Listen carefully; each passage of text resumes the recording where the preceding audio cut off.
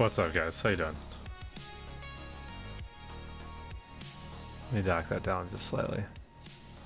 Also, hello, Nico and Bud. How are you guys? Thank you for helping me test that real quick. I don't know if it's something I'll keep, but there's a couple of other like weird tools with this new software that I've been using, so I just wanted to mess around with a couple of things, if I'm gonna be honest. So, what's up, Justice? What's up, Alice Haas? Or Alice Shah, excuse me. So, hey, Hegs. Fire? Yeah. Just kind of playing around, messing with stuff. So, what are you doing? We just started stream. We're getting ready to jump into Lord of the Rings Online. And I don't quite know exactly what we'll be doing when we jump in for the first hour. I know we have a raid here in a bit. That we'll probably jump into. I don't know. I think it's a brand new group that is going to be hitting tier 2 of the raid for the very first time that I'm helping, or very new people to tier 2. So,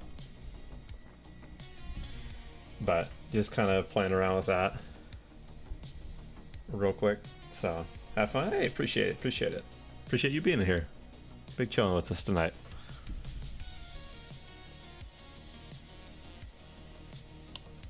Yeah, Nico and Bode, I was wanting to test that, and then Bode would be excited because I was wanting to test the giveaway system as well, but with something whatever. Let me test that real quick, actually, while we have a couple of people in here.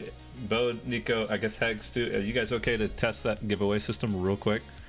Just to see what that would look like, because I want to make sure, I want to double check that real fast. Boat up, sure. Okay, cool.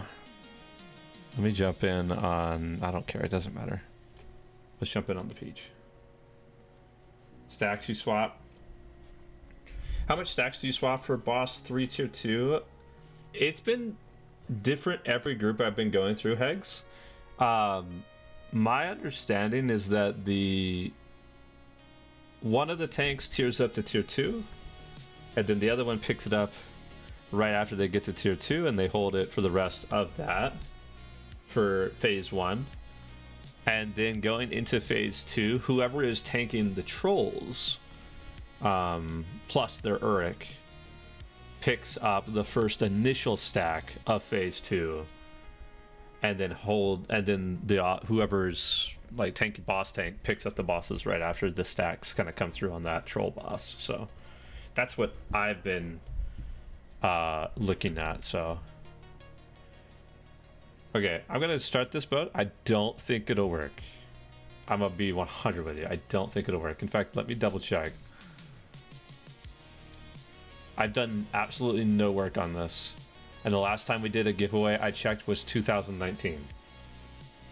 So, so I don't think this will work. If it works, it will be a miracle. So let's see. I'm gonna hit the button. Okay. That giveaway that was going from 2019 was never actually completed. So first off, I completed that giveaway. Fun fact on that. Alright, I've started that giveaway of the new one. I wonder how this even functions. Let me look at the settings real quick. Give away. Raffle is what it was? Okay, so Hegs figured out it was raffle. That's cool. I don't know who told Hegs that it was raffle, but...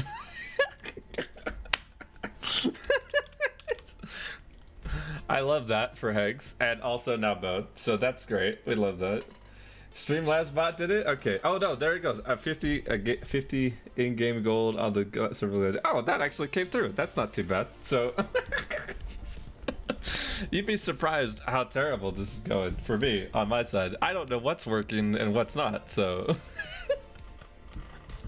also, I'm pretty sure this is a 3-hour timer, not a 3-minute timer, like I wanted this to be. So that's also a problem that needs to be that needs to be fixed. So let me do that. Oh dear, yeah, I know you guys aren't gonna be here for 3 hours from now, or don't want to be here for 3 hours waiting for that. So give me just a sec. Let me double check and see how that can work.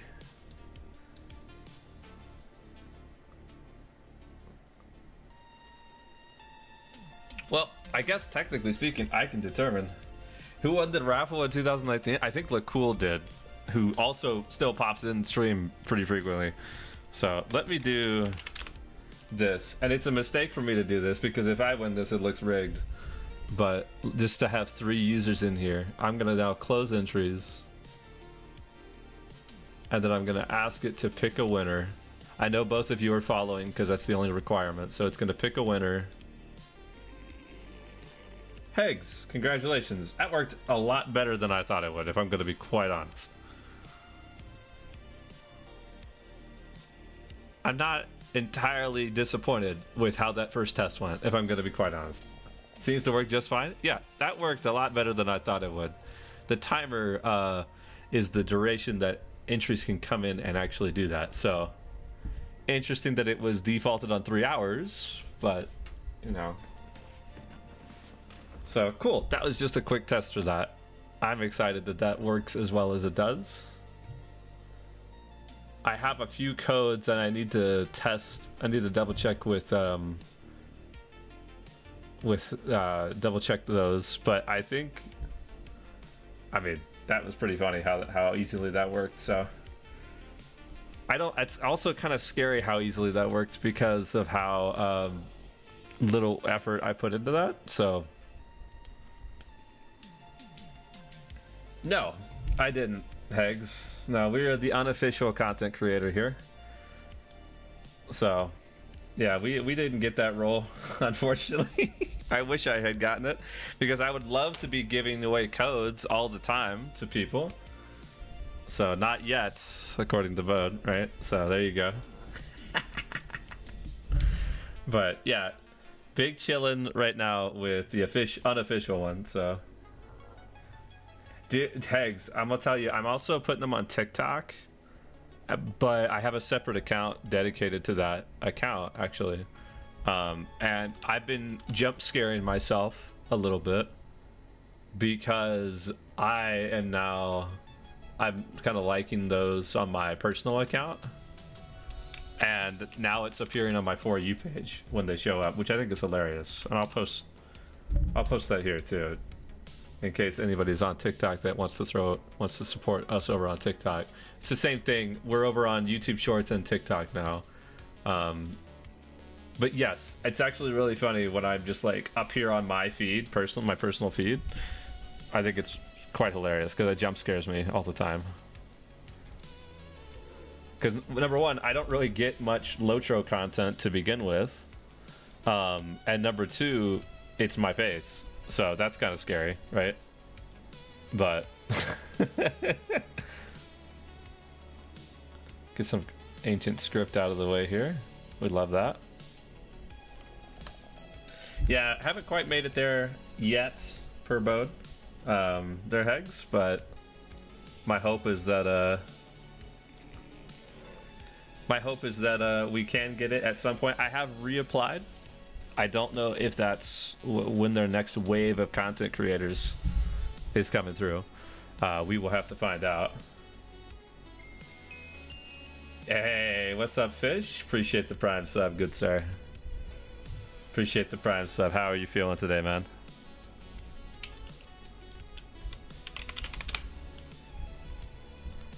A lot of hobbits here today on the raid camp here.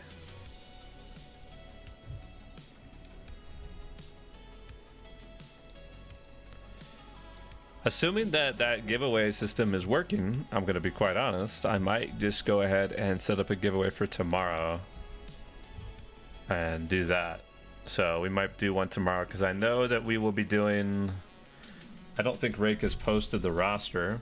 I'm sure it's going to be the same roster because he wants to kind of keep that consistent if the group from Friday coming over to Tuesday. But I will probably be streaming tomorrow a lot for like both raids. So yeah, is that how much that shit cost there, Fish? Shit just to be costing a lot of money like that, huh? They want range DPS in a palace? That's kind of rude.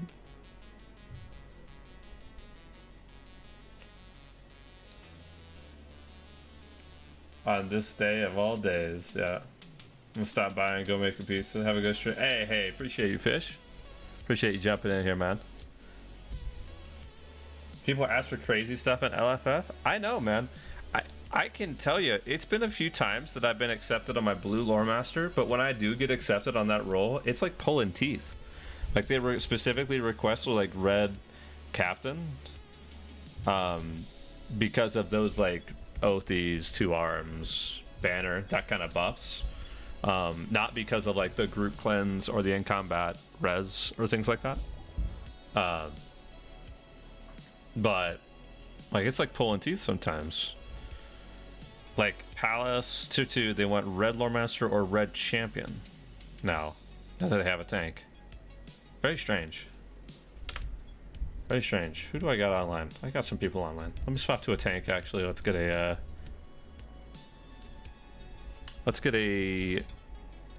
3-man going before my raid tonight.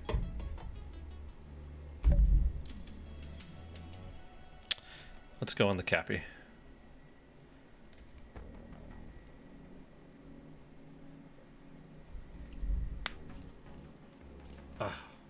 Well, thank you both. Thank you, Hegs, for testing that with me. That's awesome.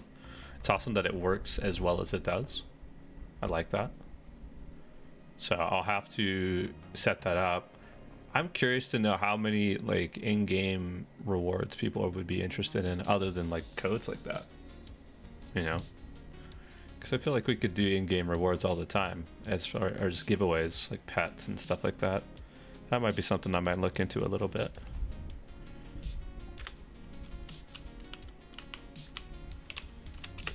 Three, ooh, 1 of 3, not 1.3. C2 caves, need any.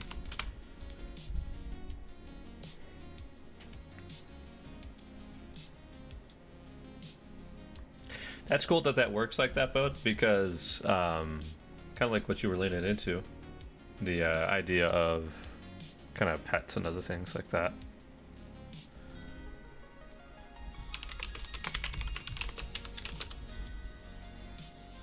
Hey, Roger, how you doing?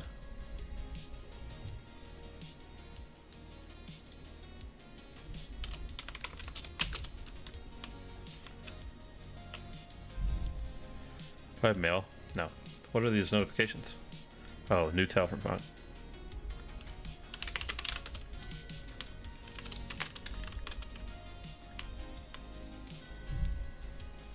Alright, cool. I got funk coming on DPS, and then I don't actually recall who that was. Oh no, it was Misery. That's right. Silly me. Will definitely come in handy in a few months. Does it work for your YouTube chat at the same time? That is the limitation, Hegs, is that I believe it is restricted to just the Twitch chat. So though we have some great friends over on YouTube, I don't think we have a giveaway system that is going to cross over between the two.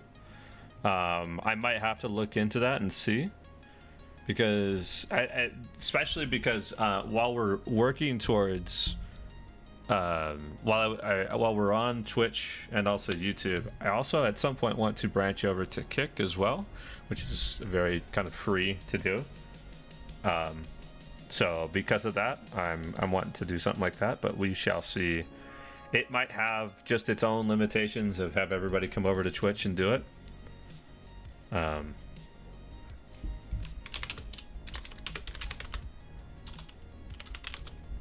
But for now, it's just limited to Twitch stuff. Part of that is not too bad, though, because most of our community is rooted here on Twitch. So not the worst thing in the world. But I do wish it would cross over to our YouTube chats for our YouTube friends. I'm looking for my champion. There he is. Keeps it fair though? Yeah, it does. Right now, everything is kind of rooted in one spot. It's I don't have any special rules behind it or anything.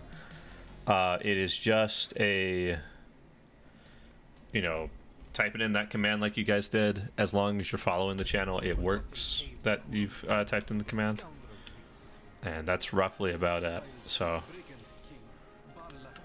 you can set like specific rules on it, like if you're subbed, you get more tickets and more chances for the win and stuff, but I don't think that's personally fair.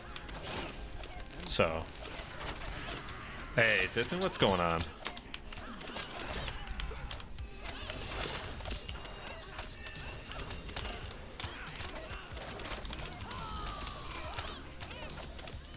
Tithan will be upset about it because, you know, she's a YouTube watcher, but that is what it is.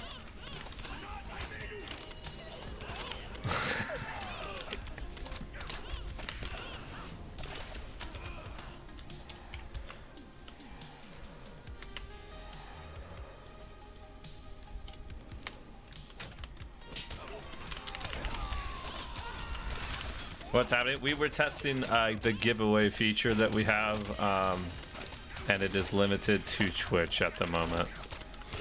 So that was it's an unfortunate bit that it's limited to Twitch, but we'll have to see if there's a way we can set that up otherwise. But for now, it's limited to Twitch, I think. I'll have to take a look and see if it can be expanded. To be fair, again, I did no effort or research into the giveaway system, if I'm going to be quite honest. I know it was limited to Twitch in 2019 when we had our last giveaway. So that's the important part to take note. So not necessarily a thing that's on me, but... Dude, Funk got all of his force set. Oh, he is pumping. I did not realize. I did not realize that Funk was gaming like that. You could do a sub-only giveaway sometimes as a break. Yeah, I could. That's the thing too. I've been trying my best to ease up on sub. I used to actually do that a lot. We used to have giveaways happen all the time, and it would. I don't think it was sub-only, but you had like a higher probability if you were sub. But now I've leaned more into the we just kind of big chill, and the people here that are big chilling with us, as long as you're following the channel kind of thing, that tends to be the direction I've gone with a lot of stuff lately. So that's what I get for not engaging with Twitch. I try my best to make sure that that's not the case, though. We'll see if we can make sure it's crossing over. I'm hoping that it can. That was part of the issue, though, Tithan, is like Twitch is all into streaming, and YouTube, as you might imagine, is all into like short and long form videos. So there is a priority thing that also people run into. So, hey, Roger, appreciate you following us over on YouTube, man.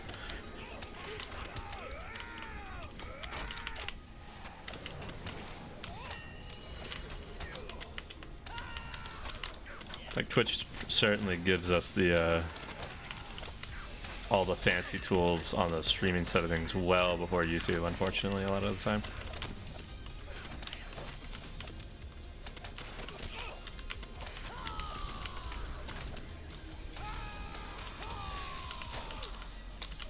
Hey, Ramen, hold on.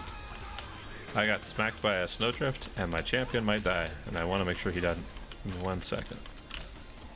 Oh, I walked over all of those puddles. I'm sure they do not appreciate that in the slightest. Alright, there we go. Just realized they didn't make an animation for his whirlwind attack. They just froze him in position and rotated his model. Next level, yes, Ramen, yeah. There's a couple of things in here that are... Like, I'm pretty sure his... not the ads, but the main boss, I'm pretty sure his ability that single targets somebody out, I think it's probably what you're talking about, that where he puts a whirlwind on a target, he points at them, and then at some point in the future that's when the attack comes out. So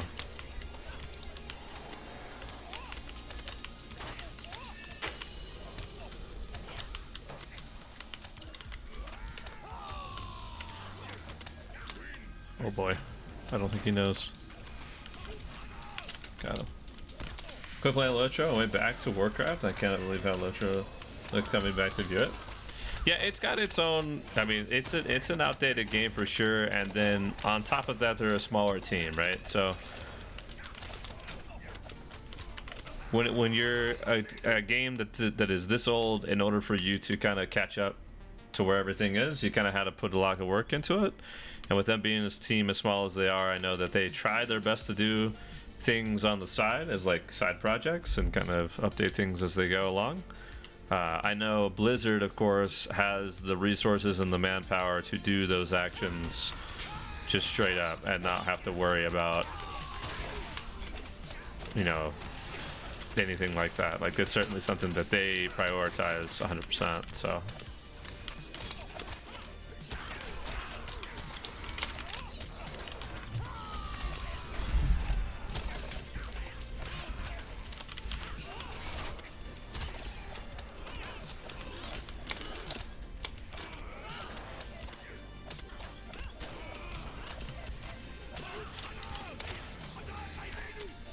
But if I'm going to be quite honest with you, I don't think, at least personally, there's not much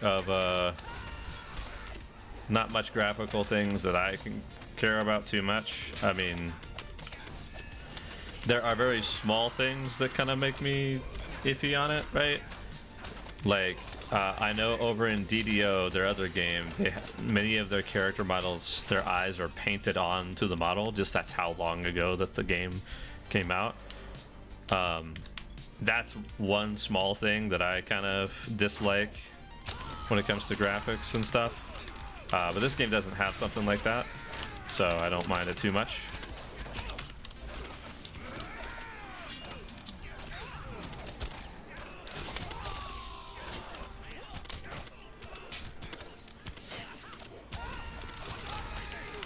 Problem is in order to make Lotro like a newer game, they would have to put a lot of everything on pause. That's the big thing, Hysip. Yeah, for that, like a 5-year would kill the game, basically. Yeah, that is the big thing. Is that a lot of them, if we wanted to do these like quality of life stuff, a lot of the content that usually keeps coming at a steady pace, definitely goes on pause or gets delayed a little bit. And while all of those things would be great, and personally I would agree with kind of doing something like that. Of course, a quality of life update doesn't necessarily bring in the money, right? So, I actually prefer Lotro Astro over Warcraft. I'm looking at the performance that are in lag. It's really choppy to watch. But yeah, sometimes that tends to be something as well, a complaint like that.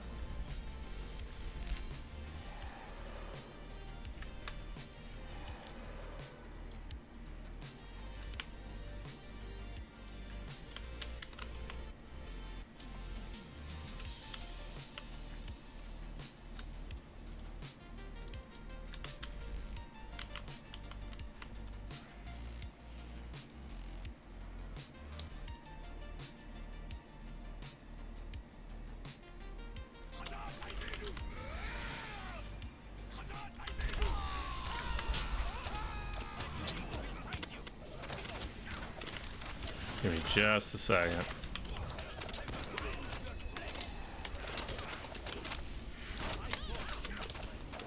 That's so stupid of me to put the mark on that guy.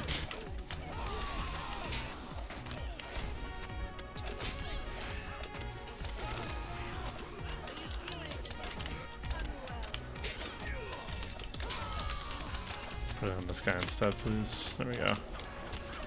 Alright, we should be stable. I was so hyped that they said they were going to pause new content for a year and work on the back end stuff quality, but I don't know. I agree with you. I agree with you. Because I would love what they have in the game right now, Robin, to be expanded upon sometimes. Oh dear. That's going to hurt. I'm going to... No, this is actually recoverable, which is funny enough. We're going to res Missouri.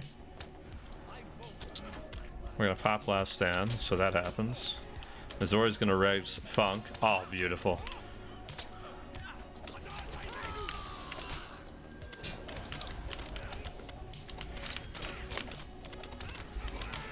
And then we go right back to it. Motivate. That's so funny that this is a recoverable. Recoverable status. That's so funny. Did they release the raid? I quit right before. They did, Ramen, they did. We've been actually streaming the raid. We're actually running it tonight with a brand new group on tier 2. Or at least there's a lot of people in there that are brand new to it. So they did release the raid. It's actually not bad on the tier 2 status. I think that in tier 3 though, it's a really rough scenario where like I don't think many people would be playing tier 3 of this. So I don't know, there might be some later on later groups, but I will say there's only going to be select amount of groups that kind of clear tier 3. Tier 2 though, I think there will be a lot of groups that clear it and do really well with it. So is it good for content perspective or just bad tuning? Bad tuning is what I would suggest on boss 1.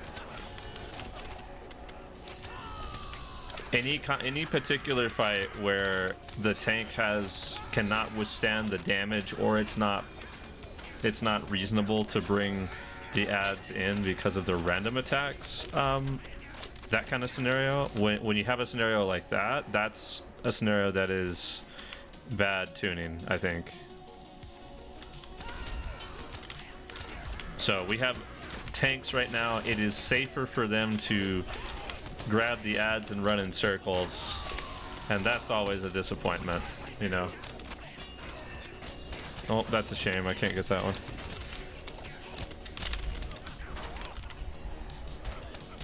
Back to Ms. Morgul, Dark Ages of Performance, yeah.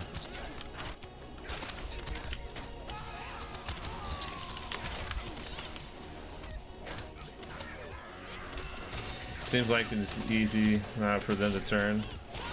When I did T5 rating, the hardest part for us when this Morgul era was literally performance and lag. They just die. Yeah.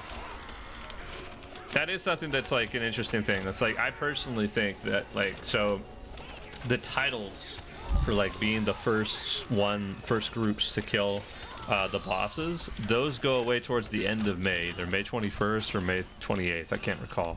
I think they've pushed it back once or twice.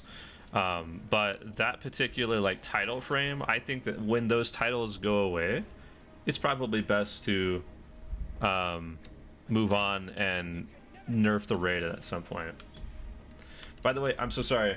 Highland Jim, thank you so much for the raid. Appreciate the raid. Hope you guys have enjoyed streaming so far. How was your side of things? Let me give that shout out to you guys over there. There you are. Welcome in, guys. Everybody from Jim's stream. What were you streaming? How was everything going from that point? How was, I'm assuming Middle Earth, Lord of the Rings, but I could be wrong. It was also during the age of some dev at SSU where puddles in every instance. Had 5 puddles in every instance. I mean, puddles aren't necessarily a bad thing in content, to be fair. I don't necessarily hate puddles. Oh, did we both pop make ace? That would be tragic.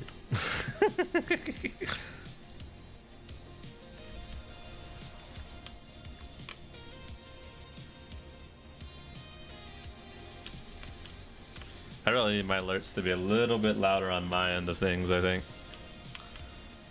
I was told that they're really loud for the stream, or perfect volume for the stream.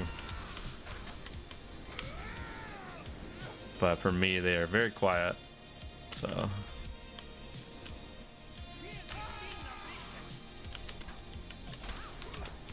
Do you think it would have been terrible for the game if they kept max level at 130 for 3 X packs instead of 2? I don't think it would have been terrible. It depends on particularly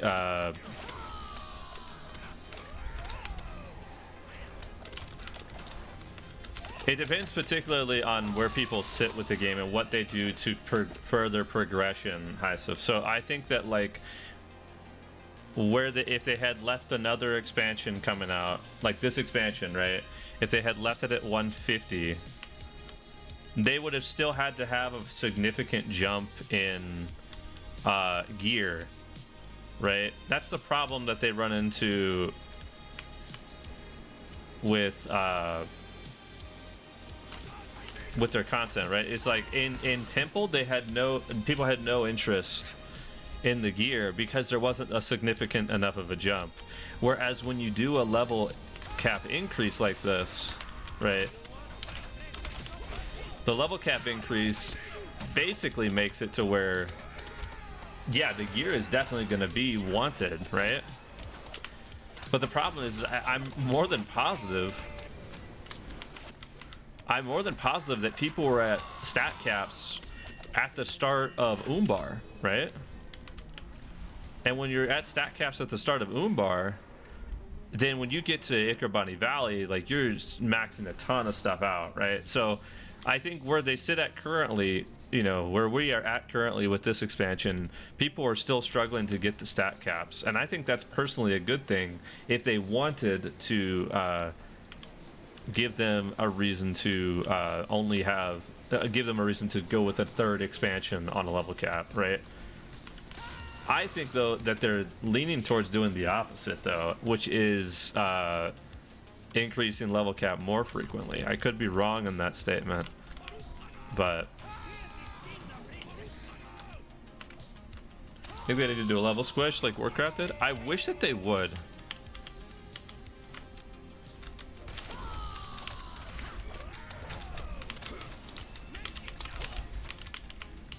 I truly wish that they would, because when you get to this point in the game, it is very daunting for a brand new player to come in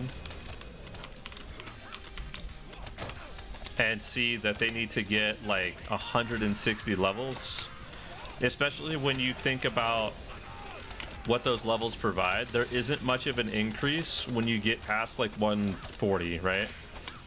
They don't have any new class trait points anymore. And things like that. Like, you're not really necessarily gaining a whole lot of it, right? So, hard to say. Actually, leveling a new character for 160 is ridiculous. Yeah. Anything we get? Nothing fancy, though. We did get some script, though, which we do need.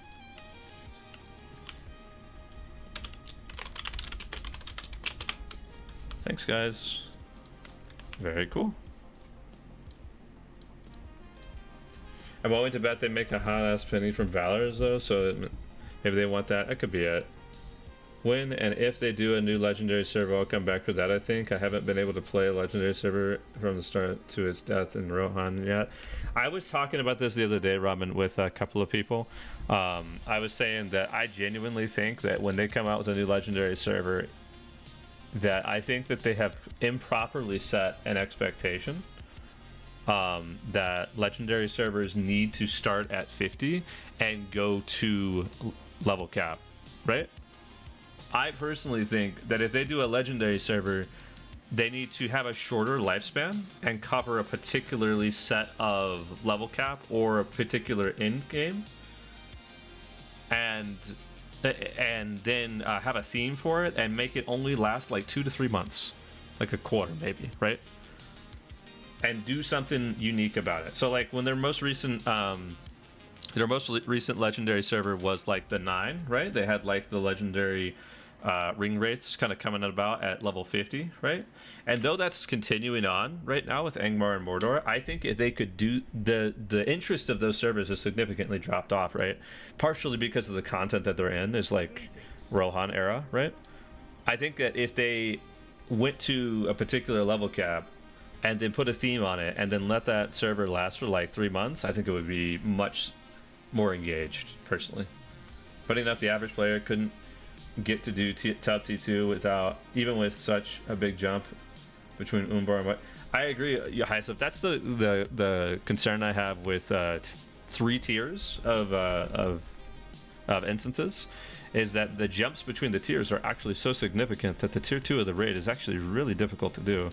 I think that this time around it's a little bit easier, but there is still a barrier to entry on tier 2 in comparison to tier 1. So Did we upgrade again? No, we did not. All right, let me actually run over. I'm gonna make some scrolls here real quick, just really fast. I need to swap to the brawler for our raid tonight, but I think he's got hope and scrolls, but at least I hope he does. We shall see. Problem with legendary servers and what they're doing is the sheer amount of legendary whales. They literally drop thousands on, on housing, logs, valor, stat tones, and almost run real. Yeah, that's true. There is a good number of people that, like, if you're in that space and that's what you're spending money on, that those particular people are making a lot of purchases right there, right? But I don't know, not too concerned about that particular group of people, though. I would just love to see them have, another set of legendary servers and make them themed and make them like only a quarter, like 2 months, 3 months type shit, personally. Because I think that, like, where it sits right now, there's an expectation that when a legendary server drops, it's going to go from 50 to level cap. I feel like that's a big commitment, right? I feel like on the very first legendary server, that made sense, right? But on these newer ones, I think that, it might be better to start, a legendary server at 105 or 120 or 130, and then do that particular era of the level cap, right? It's a 130 level cap, and we're gonna have this going for 2-3 months with a twist of some sort. But that is, who knows? We could talk. Everyone could have opinions on that, but legendary server with PvMP would be cool. Or just an X-Pack or X-Pack series legendary server with unique rewards you get. Like those servers like Warcraft Legion Remix. Yes. Yeah. What they should is shorten the time between each cap right now. It's still way too long. I personally think that they do an excellent job with where they're at. No. Okay, so hear me out.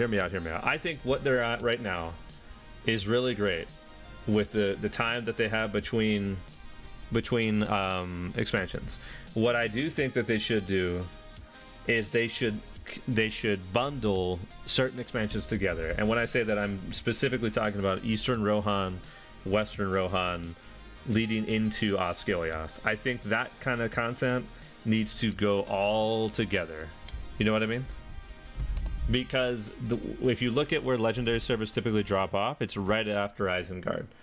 And that's typically because the Erebor raids are not as engaging, I think, to certain people. And the big battles is a wall for a lot of people as well. So if they bundled that content, I would be genuinely curious to see the retention rate of legendary servers after that. Yeah, right now Angmar Mordor is good pacing, and the problem with what they do now is legendary servers die in Rohan. That's the thing. Everyone kind of finds that they don't like mounted combat, they don't like big battles. And while I applaud Turbine for making those like big leaps into those like different systems, I think that 100% they should probably bundle that content together and make it to where that short time span that you see on a one level cap scenario spans across all of that content, because the wall that people typically run into starts at Eastern Rohan and ends at the end of like Gondor stuff, right? It doesn't pick back up until you get closer to Mordor and things like that, when traditional dungeons start to come back into rotation.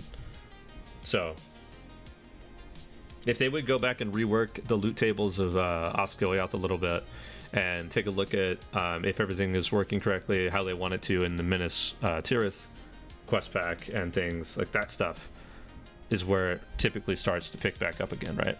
So make another 25 on this one.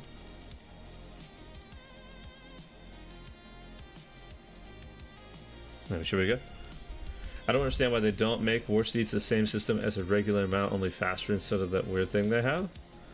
I think it's a completely different system that they don't want to touch anymore, Hysof. I think, genuinely speaking. Like when they made out, if you recall, I don't know how long you've been kind of paying attention to their like patch notes. But if you recall, they made their new legendary system that we have currently that was separate from the ones that they created back at level 100 cap.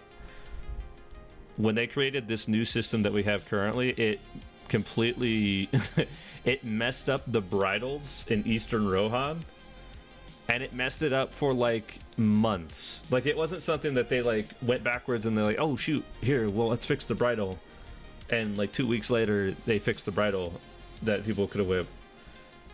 They messed it up so bad that they just left it alone for like months at a time.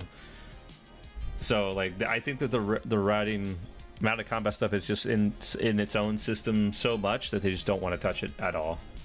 You know, they need to do another world PvP like Bombadil, so I can abuse horrible low free balance and one shot people with red bear again. I bet every single person that SSG German regrets amount of combat more than anyone else. Yeah, it's a weird thing. I enjoyed the concept of amount of combat. When they talked about it, it sounded like it was going to be good. It just didn't scale well, and it didn't they didn't keep with it like they do with a lot of their systems, like skirmishes and things like that. So amount of combat was really good for certain classes, terrible for others. So that was a big part of it. I think the allies shouldn't be a weapon. It should be something else that you carry so that a weaponsmith becomes relevant besides Hoffman. I agree with that, Heisef. I agree. Yeah, the legendary weapons, I don't know, it's hard to say. You would like to think that the weaponsmith would, I think really what you're looking for, Heisef, rather than what you're asking, it might be, I might be assuming too much here though. I wish that they would return to the crafted recipes far more frequently than they currently do, is what I would personally recommend. Because like, when they're coming back here in a couple of months, they're going to come out with delving armor, right? And that's going to kind of make armor for the armor smith obsolete, assuming that they don't update armor smith recipes. Same for the weaponsmith. Like, they're not going to have any potential, like, they're not going to have anything in delving armor supplied that. I wish that they would just revisit crafting far more frequently than they do. If they did, then you would have a lot of more crafters, and crafting armor be more relevant.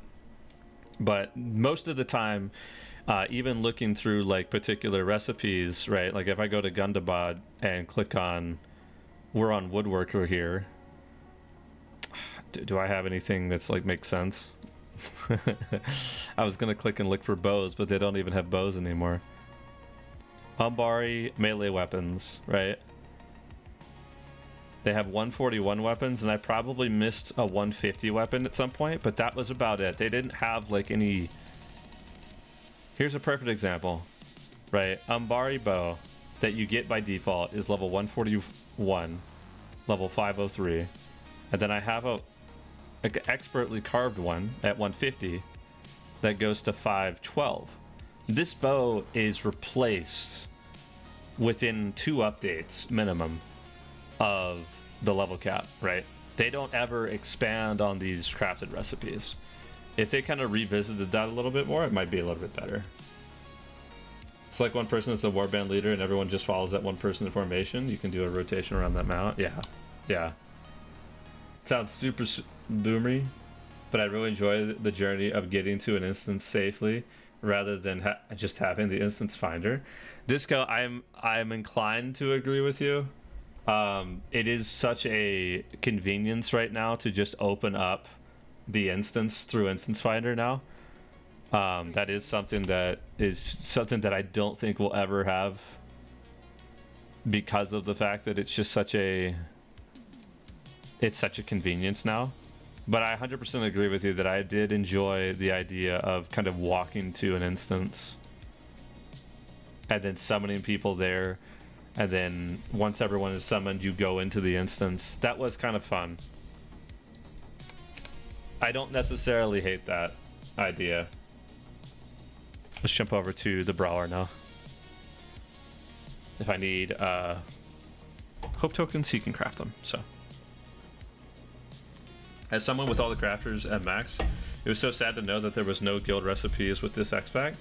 Yeah, it's again one of those things where I don't think that they pay attention to crafted enough. I'll tell you a perfect example, Hyacinth, is that when I came back at 130 after taking my little bit of a break, one of the most encouraging things and one of the actually most entertaining things when I first came back at 130 was realizing that one of the major best in slot pieces that you could make, your chest piece, was a crafted item. You just needed a ton of shards that needed to be collected from like shard droppers or other ways, and then other crafted materials, and you could just make your a very nice chest piece. And like, so I'm not saying that you need to make best in slot gear when it comes to the crafted stuff, but I am saying that you don't need to forget about it once the level cap raises. You know what I mean? Like, I would love for them to revisit it on their second expansion at the end of the year here, right? That would be a great time, since they're already making lots of changes and already adding lots of content. Be a great time for them to take a look and see what particularly needs to kind of happen, you know? But the biggest thing is it's not just like increasing the item level of adventurer's gear or delving gear. It's creating new items that you're now creating, right? They have to go into that process and make completely new items, so that does kind of suck. I don't have gemstones, actually. That's probably what's holding me back here. Yeah. I can make some with universal ingredients, but how silly of me to do something like that. Okay. I do have Hope and Scrolls on this guy. We're good to go there.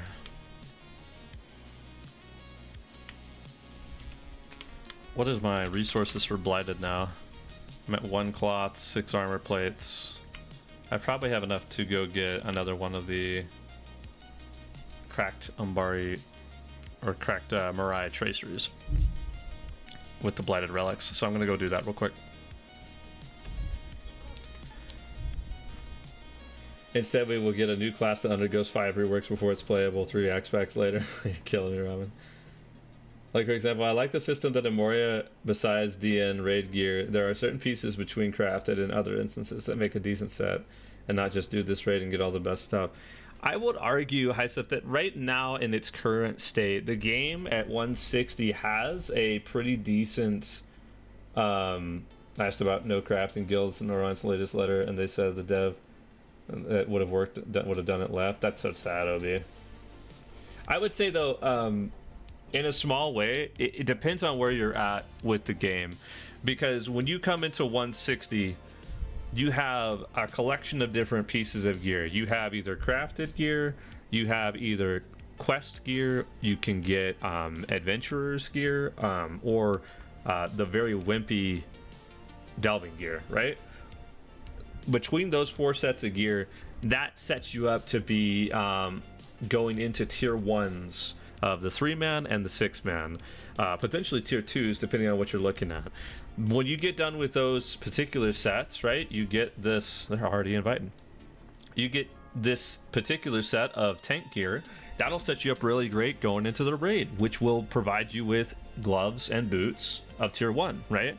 And when you get a lot of pieces of that, cloth or armor, you can, without a clear of tier 2 right now, barter for the raid gear, right? And this particular 5-6 set gear will also take you into tier 2. So, all right, Tithan, appreciate you being here. I think that right now it's in a really great spot for like stepping stone gear to get into the raid. However, my problem is that when we get to later into the expansion, they won't increase the crafted stuff, right? It will be an interesting thing that people will battle with, where you know, while they've done an excellent job here putting stepping stone gear in, they haven't always done that. And my worry is that when they come out with something different, how does that shake up the dynamic that's already in place right now?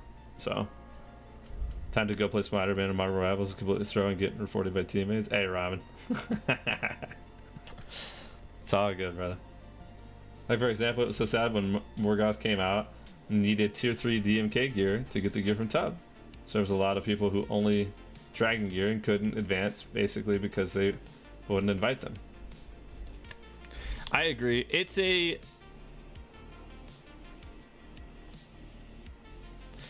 weird thing, Hisop, because I think that Tier 1 Tub was a welcoming raid for everybody involved. And if you only had Dragon Gear, you should have definitely been accepted to every single Tier 1 Tub like group that you applied for, with the exception of like people that needed like specific group comps, right?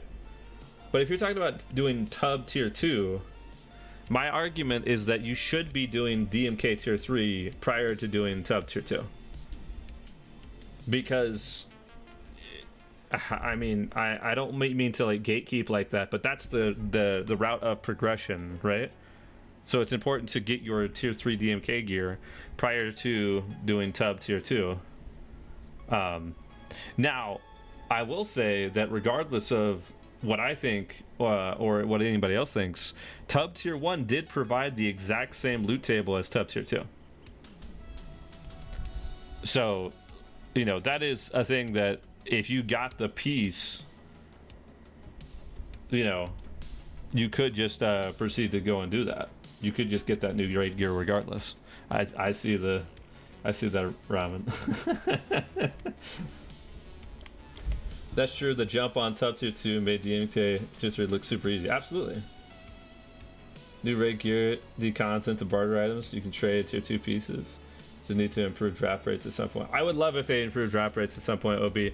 My fear is that they will not, because this is the raid that's going to be here for 2 years to get you the set bonus gear. Unless they feel like creating a brand new set bonus gear on this next expansion that's coming out at the very end of the raid, or very end of the year rather. But my expectation is that they will not change drop rates. I would be surprised if they nerf it even further post titles, if I'm going to be honest. I would love for them to nerf it even further, personally. Post titles, like once the titles are over, Led the Charge is gone, original challenger's gone. I'd love for them to nerf it again, but I don't know if they will. They should just give me full Tier 2 raid gear next time and log in for free. Yeah, that's what a lot of people basically want.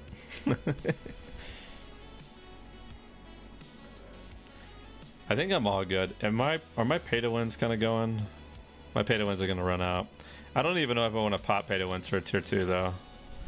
Our stats for physical and tactical are fine though. So my mitts are never in question for a Tier 2. It's just, do I want to run? I'll run a tome of defense because I can barter that with embers. I'll run that at the very least. I don't think I'm gonna run a hope and or a morale and power scroll though. I'd be cool with a compromise where the drops in the future instances also decon the barter items. I personally thought, OB, that the landscape currency of the upcoming map was going to be cloth armor, so they could sell that quest pack a little bit better, not Hunter Camp. If they took the same concept that they introduced to Hunter Camp, they put it to a random daily in the upcoming landscape thing, so they could sell that landscape thing even better. It'd be kind of scummy, but I think it would like be fine. Because I looked at the like, even though people complained about the Hunter Camp thing, it was going to take somebody like 63 days of Hunter Camp dailies to do a full 6 set of armor. Like, bro, that's still a ton of time that you got to dedicate to get a raid set. You know what I mean? Yeah. The Blighted Relics are their best option because that is what you're doing. You only get the raid, you only get that currency through raid anyway, so that would be my recommendation if I had to speak to them directly. But I do remember at some point, thanks to the invite of some friend being the only one in a DMK Tier 4 with my dragon set. It was so funny. Don't even remember what I was playing. Warden is in such an abysmal state, and they promised class reward, never happened, made it worse. I think Warden's actually not too bad. We've got Red Warden in our groups right now, going through Tier 3, and I've seen some tanking Wardens about too, so I don't think Wardens are in too bad a state. They made some changes in update 46 that really helped out. It would be awesome to see Warden confidently tanking again. I do think that they're okay right now, Hysa, but I think the unfortunate problem is that the Brawler has Gut Punch and Best Defense, and that's going to be the highest output of damage that people want to bring. So totally need more uses for Blighted Relics. Yeah, because like when I come over here and my only option is to barter for the Cracked Murai Tracery, which I'm going to get right now, that's it. Outside of that and the recipes, right? Got nothing really with these guys. Who's going to be using a Blighted Relic on any of these crafting things when I have 260 of these Silver Serpents and I could use those instead, right? Doesn't seem right with what they're with the Blighted Relics. It feels like a wasted currency. The damage is not my problem. It's playing it with performance. I see. Yeah. It's my understanding that they had the raid on priority servers, Ramen. So the lag you may experience in landscape or something of that nature, like we just saw right there, I don't think it affects the raid nearly as much. But time to get stoned and watch beef. Good luck with the wives. Hey, Disco, appreciate hanging out with us tonight. Hopefully we'll catch you tomorrow. We'll be on tomorrow doing more prog on some of our normal groups. So glad to see you in here though.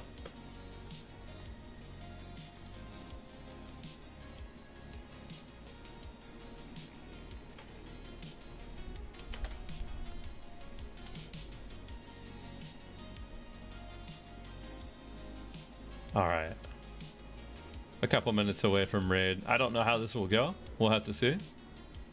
But they got me on Brawler Tank tonight, so surely it wouldn't go terribly. But the problem with Brawler Tank is I don't have as much control over the tanking situation. I'm kind of the back seat. But we shall see. Let me make sure I'm all repaired up. And then we should get into position to go meet with Buttercup. And then that should be pretty good.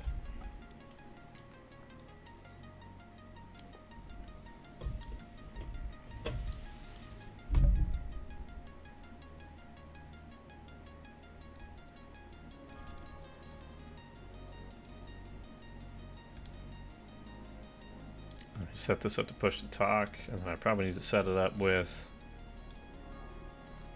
Need to make sure we're in streamer mode so those lovely Discord sounds don't mess people up. Hey Buttercup, what's up?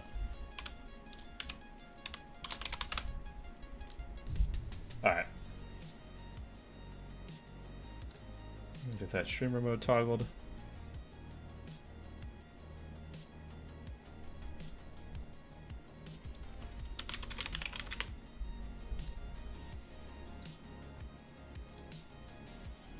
There we go. All right, we'll jump in there.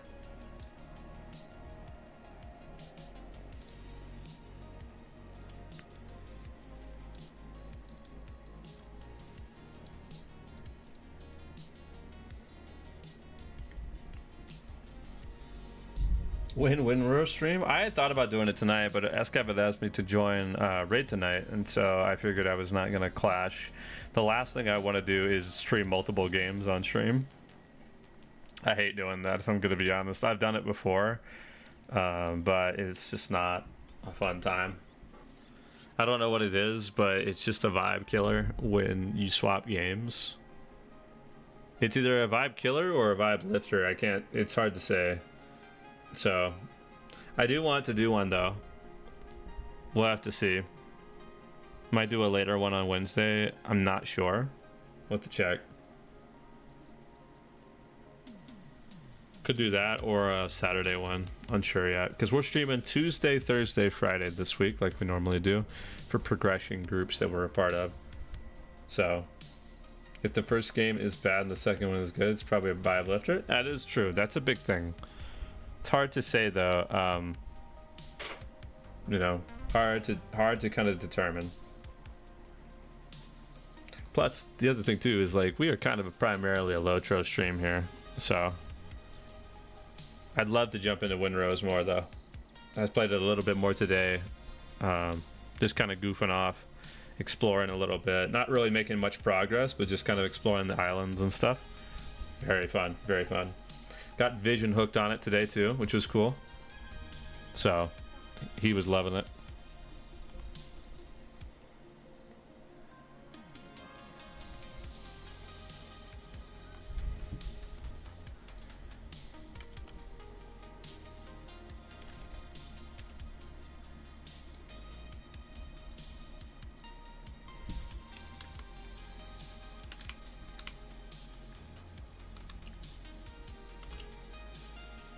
What's up, dude? What's up, Driven? How you doing, man?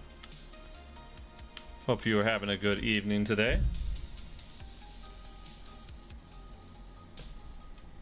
We're about to jump back into the raid like we normally do. We just got through a 3-man. And we did a little bit of crafting before we jump into everything here. I was going to drag this guy in here. That's what I was going to do. We have 6 of these guys now. I should be kitting out somebody to make sure I'm all good. Yes, sir. Finally jumped into Moria the other night. Very cool, very cool. Are you guys like first couple of maps into Moria? How deep did you guys get? I know you guys have been doing the like the prereq quests to get into it with like the walls to Moria stuff.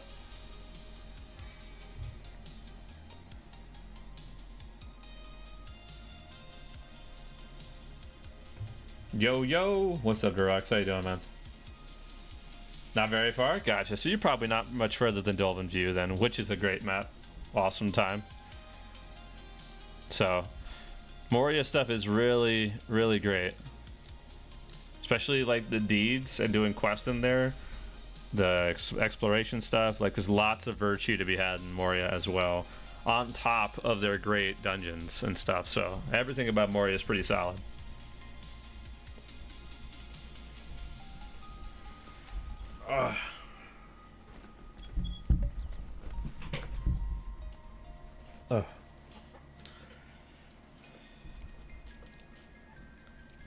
What is our group comp today? Let me look at that real quick. Oh, that's right. We have. I disagree with this comp a little bit. Just a little bit. I'd love to see Lyric on Red Lore Master here. But, we'll see. Let's see how it goes. Assuming Lyric is a... Let me know if y'all need a fill, by the way. Let me look and see who we're missing. Because I think we are missing 1. I'm looking.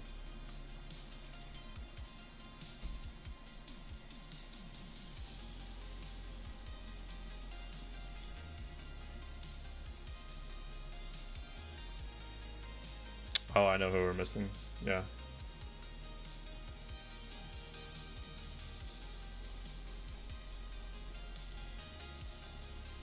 No, let me know.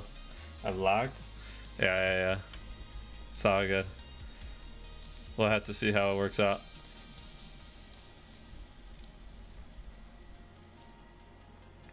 Technically speaking, if that particular person doesn't show up, I am fine because I will volunteer for the next role that doesn't, like, to swap things around.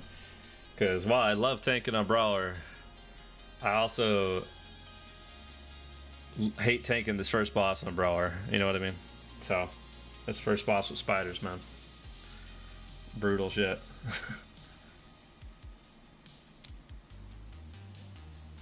Cool.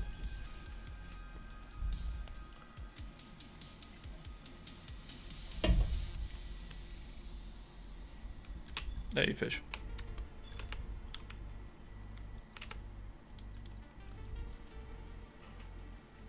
For over 100 years, the King Thai elves embedded a mysterious blight, seemingly brought on by the din of stone.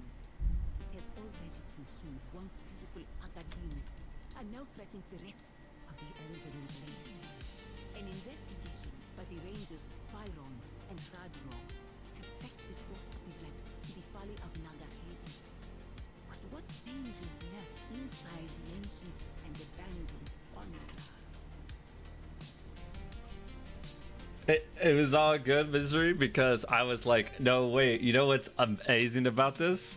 This is still recoverable, even though we messed up that interrupt. I said, no worries. I'm going to res Misery, and they're going to res Funk, and immediately res Funk. I was like, yes, yes. I said, let's go, recovery time. It's awesome. So not that big of a deal. We perfectly wiped it out. It was perfect. So worked out just like I drew it up. It worked out perfectly.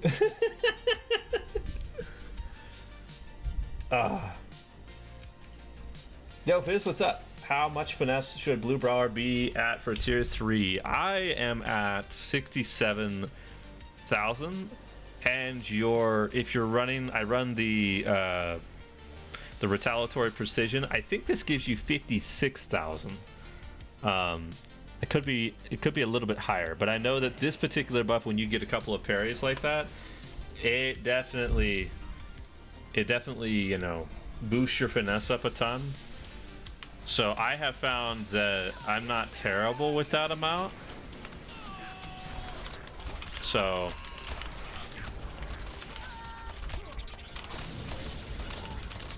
found that that's not the worst thing in the world. I'll tell you how much finesse it gives me here in a second when I get the buff going here.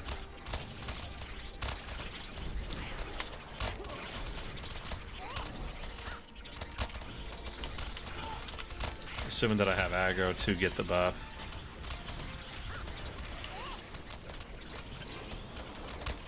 I think it's there somewhere, but I'm gonna be real, I'm not seeing it.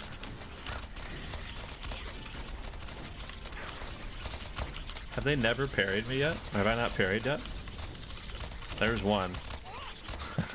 That took a while. Yeah, 57.6k is what we're looking at. So that puts me at 126,000 before I died. 126,000 is where I sit at with that buff completely maxed.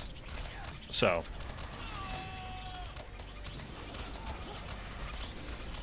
right, plan just definitely showed off our reses. Absolutely, Misery, absolutely. It was a good time. I like that. Yeah, other than that, the whole thing went pretty smooth, so I think it was perfectly fine. I'm at the same now, but I still get some resist. I think you'll still get some resist when the buff is not active, right? So that's the big thing, is sometimes if you don't have, because you're not always going to be the main focus target, right? I would say that if you're uncomfortable with the amount of resist you're getting, of course, sliding in like wit over like loyalty, for example, or something like that, something to kind of fill in that finesse time frame, certainly something to do. But I have found that it's not terribly bad, because majority of the time when that buff is cooking, I'm in a good spot, right? So we ready to go?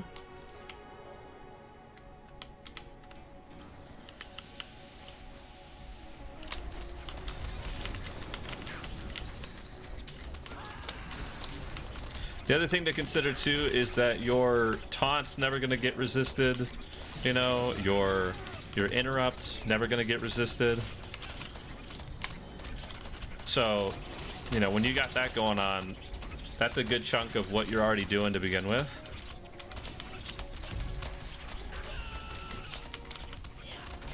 Damn. We're going to have a struggle tonight. A little bit. It's kind of falling apart. So, yeah, I would say that you're probably fine with, if that's where you're at, I would just kind of keep that in mind. Is that I would say the biggest tip I can tell you, Fizz, is like, always keep a mob on you so you can hit those parries and refresh that buff, right? That would be the biggest thing. Because like at that point, all you need is just something to refresh that buff, right? So even if it's like we're coming up on boss 1, even if it's like a venomous or a blighted, just to hit you, you know, I know that you'll probably be tanking something else, but if you find yourself that like the strategy with your group is not allowing you to refresh that buff frequently enough, definitely that would be the way to go, especially in like boss 3 when there's a lot of tank swapping going on there. Recommend that 100%, just to make sure you can get that buff going. So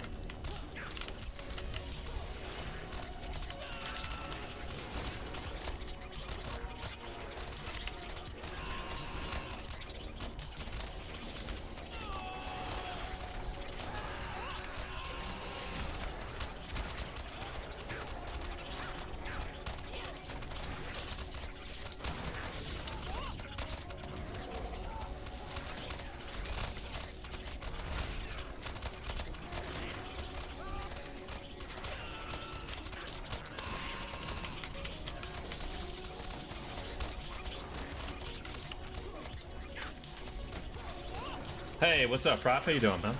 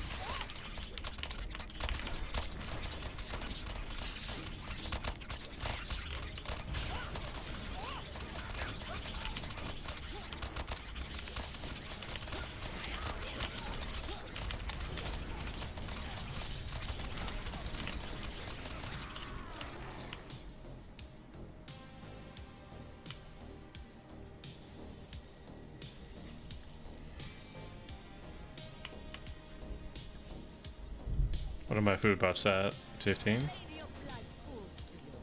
Join us willingly, or serve bound by blood. Hurry, sisters. Intruders approach.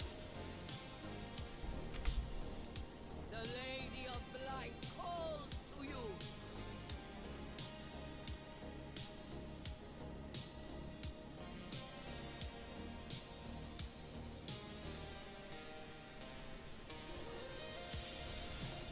Forgive us, Mother.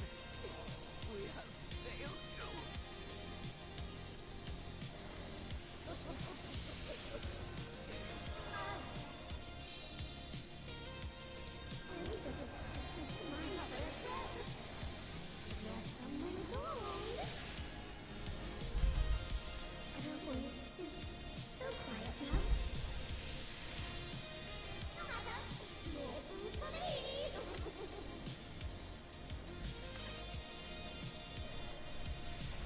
You want to be waiting till they turn into spiderlings, or you want me to run out as their egg sacs?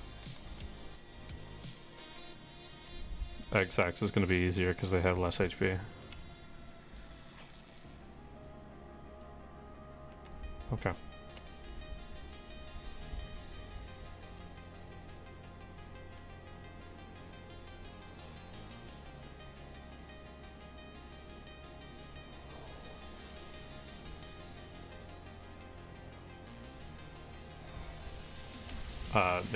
Only the spider is going to be relevant. The XX are going to explode on the timer. Spider explodes when he gets to the boss.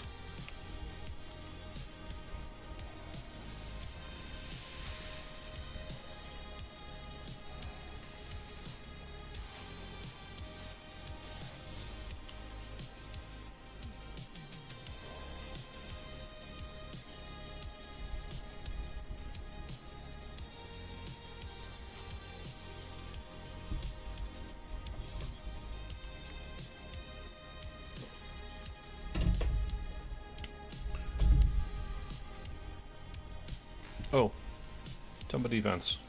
Pop that.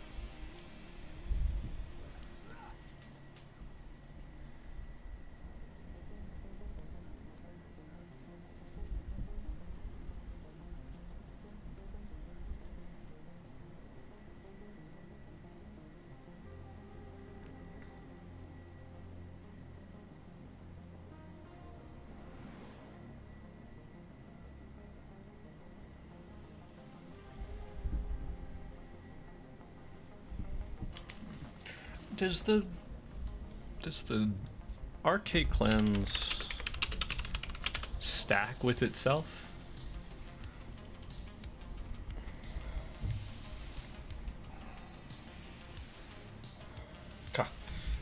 Does not give me any information. I truly wish, chat, this is me venting here real quick, I truly wish we had like a little bit more access, or people that are doing the wiki, I wish they were more open to a tips and tricks section in most like skills and things like that. Because like a perfect example is like for Red Lore Masters, Nature's Fury does not stack with Nature's Fury. You know what I mean?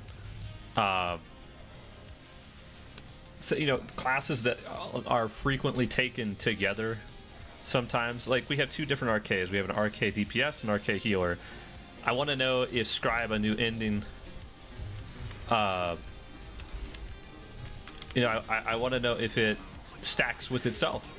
If we cleanse like double the amount, but I can't quite find that information.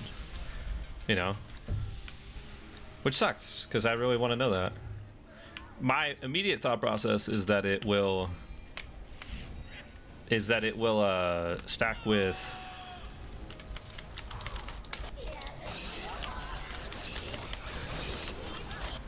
not me locking in like this. Ridiculous.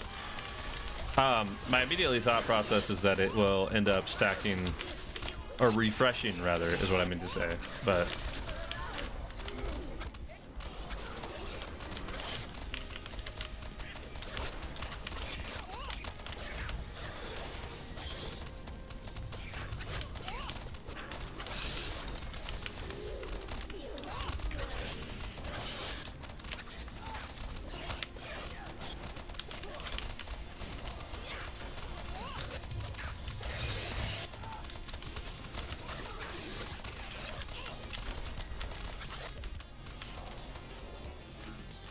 I got a blighted there, a plump there.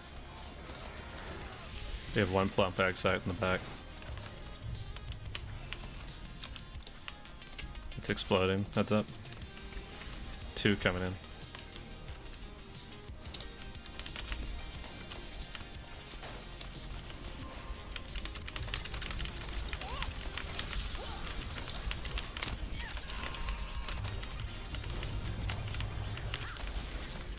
Both of those are gonna hit. They're gonna heal boss, 100%.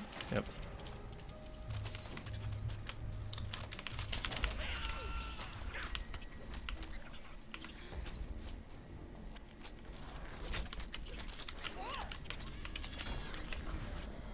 Two pump XX are gonna be in the back corner.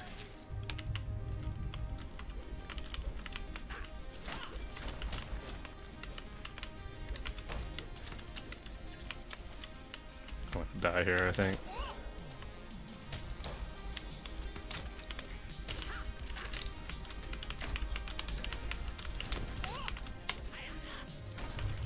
I'll just be swapping to them much faster.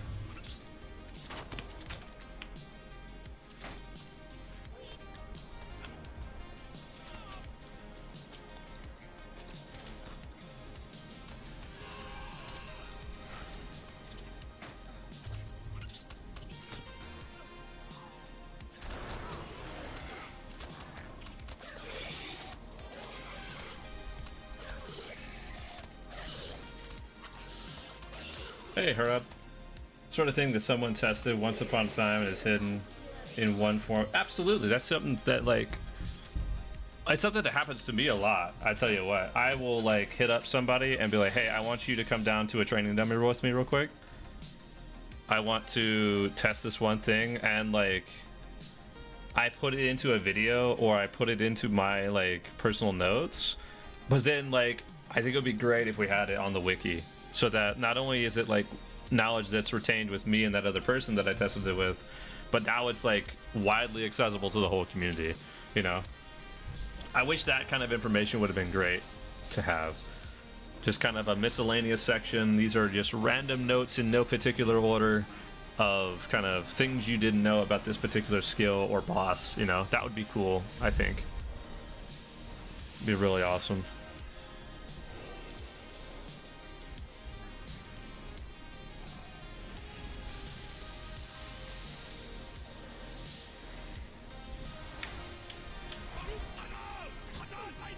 For sure. There are so many of these interactions and it's hard to even categorize it. Absolutely, yeah.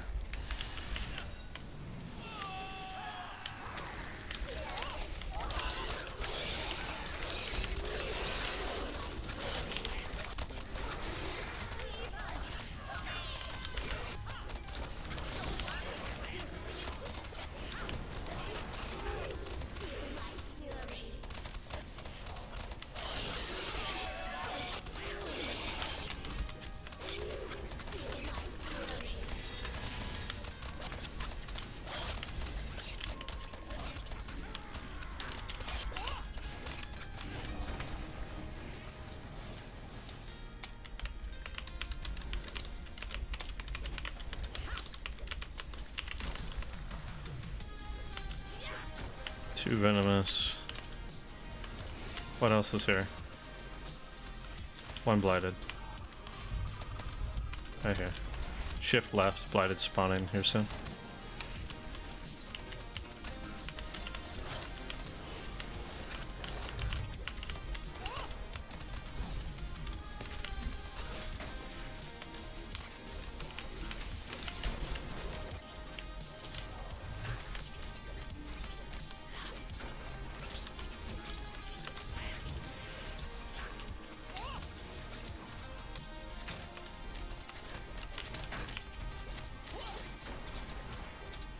Half the time it's tested in Moors for reasons of different effective PvE. That is another thing too.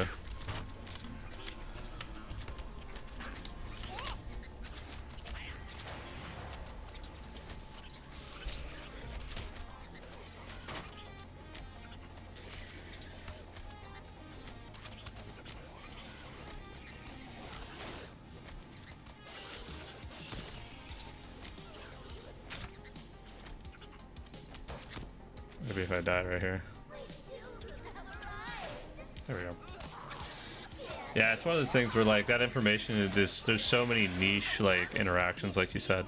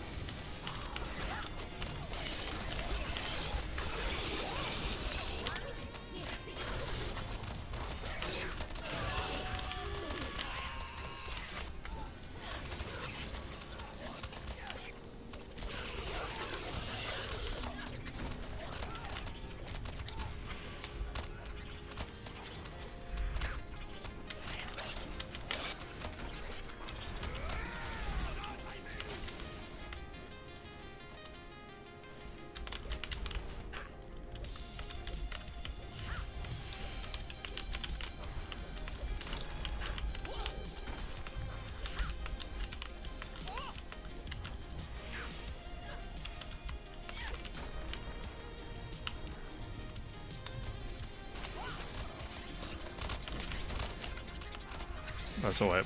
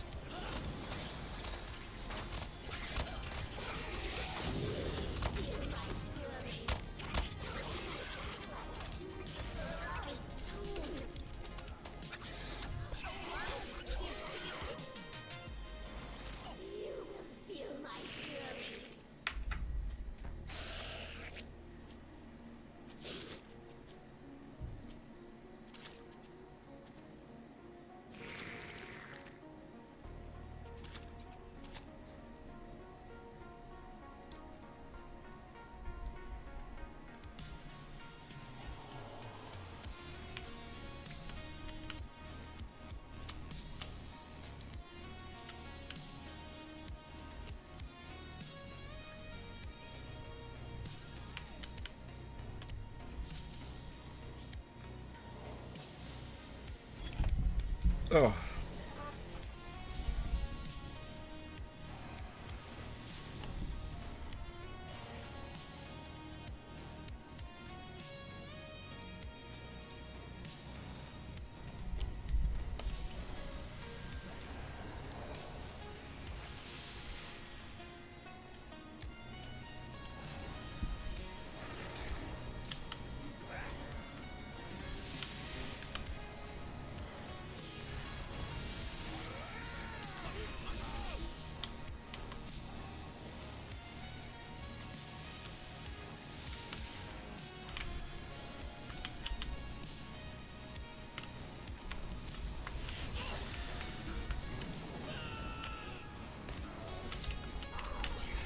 Haven't been online in a bit. This is the first attempted reclear after last week.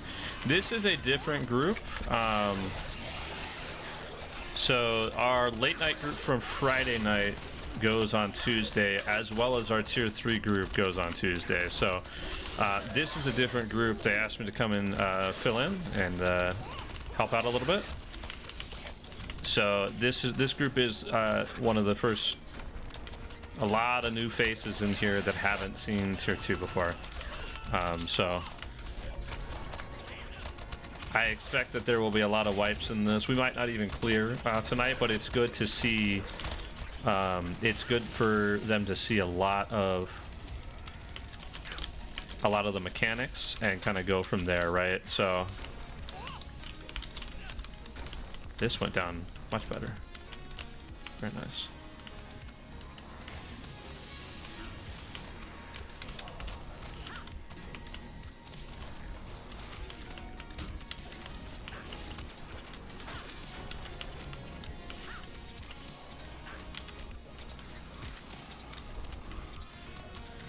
Nice, love that late night random. Yeah, the late night group certainly plump in the back.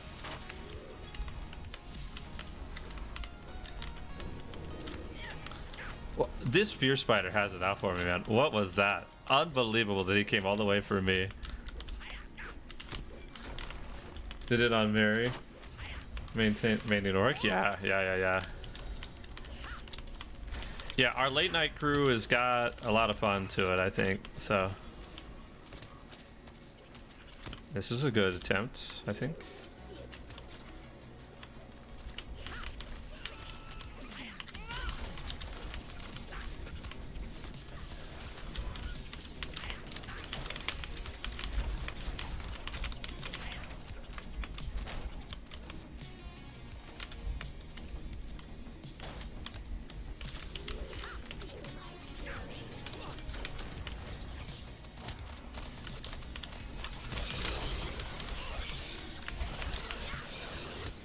Plump in the back corner.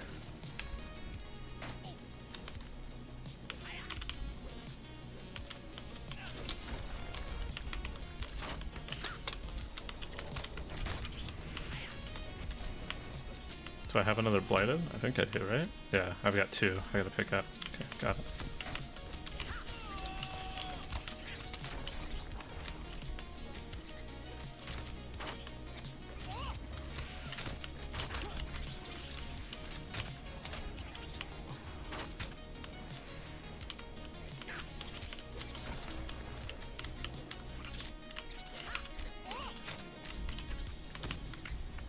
Oops.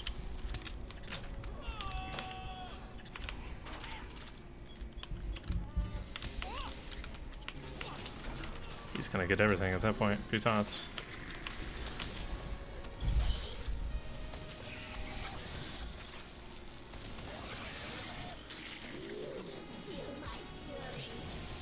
What are we at right now? 3 minutes, 30 seconds.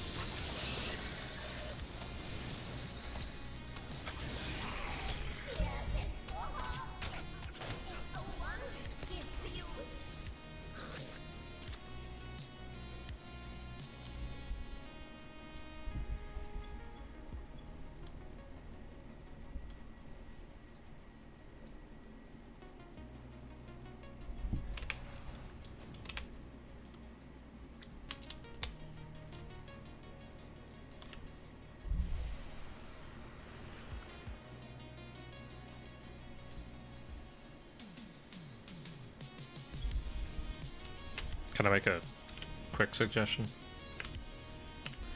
I don't think Lyric is being properly utilized being on blue LM here if we have a red captain. I think that's probably best because we can't properly utilize 2 arms or Crothies, so the only thing he's able to provide to the group right now is banner plus his damage, right? So we might be getting better AoE damage out for the young and then move from there, but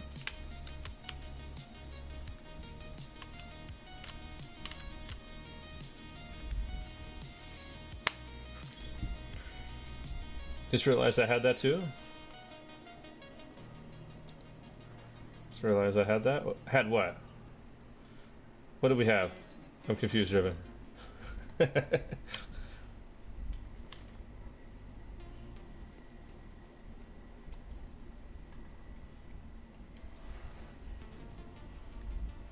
Oh, the 3 stream streak, yeah.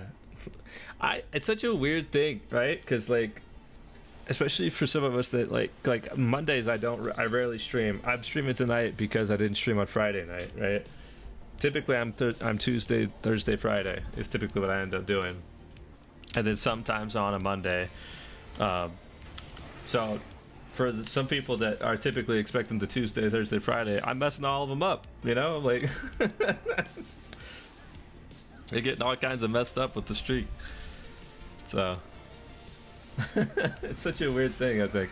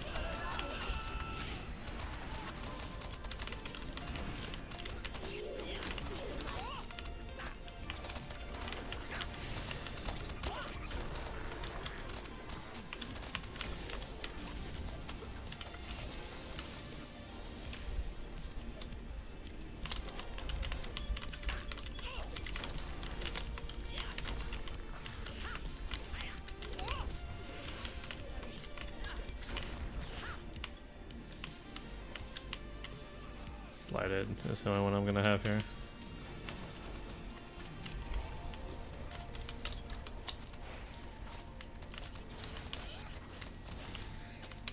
Shift guys.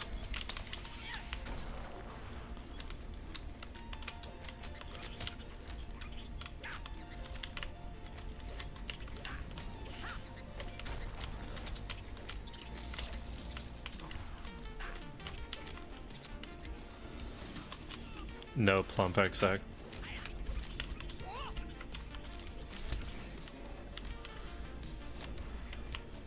What am I looking for? I have a blighted here, and I think I have one over there. I have to, right?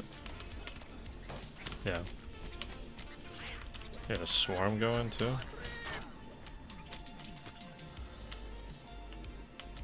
We have 3 blighted. Okay, so I'm gonna have your venomous is gonna be on the west side.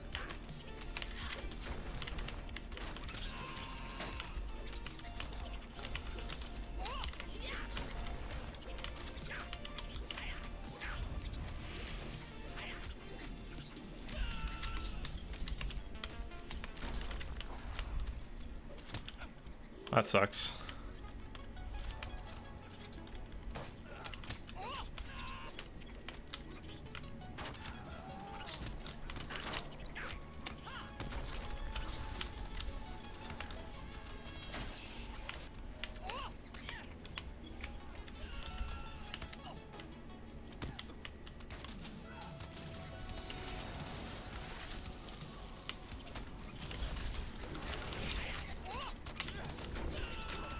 We're only at 70, bro. That's pretty brutal. Should be fine, though. People are seeing mechanics. This is good practice for Gal, though, more importantly.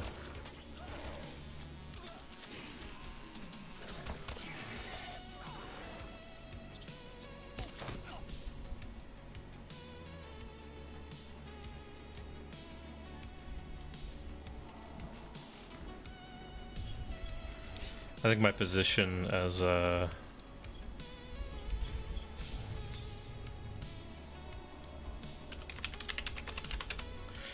my position as off tank here really does kind of go down the drain as soon as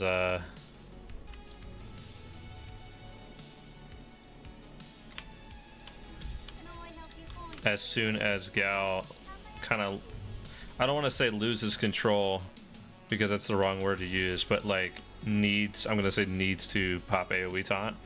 As soon as that happens, he picks up all of my, picks up all the blighteds I have. And then my role as off tank is like completely useless here. So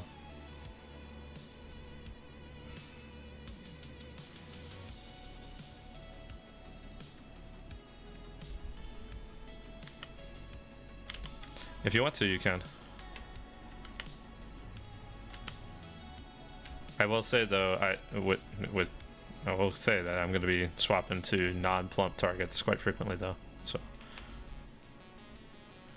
it might be best if you want to, instead of having me on the assist window for confusion's sake, to just select me and then select my target. That might be easier and cause less confusion, because, like, you know, I'm only selecting plumps about 5-10% of the time during a fight.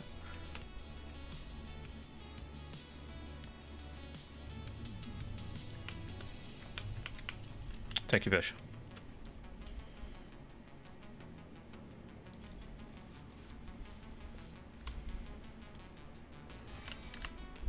I got tank.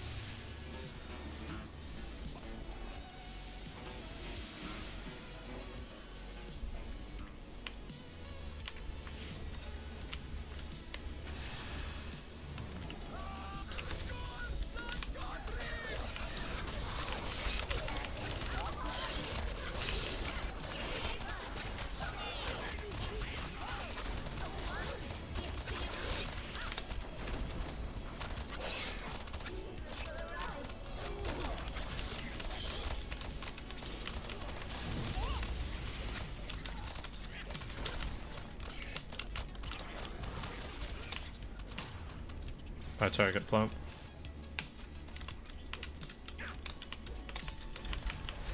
There's two here, by the way.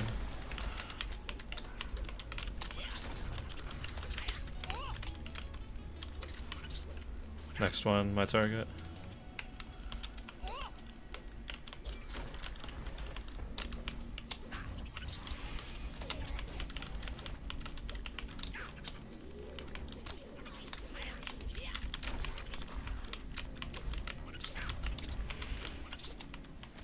Good job.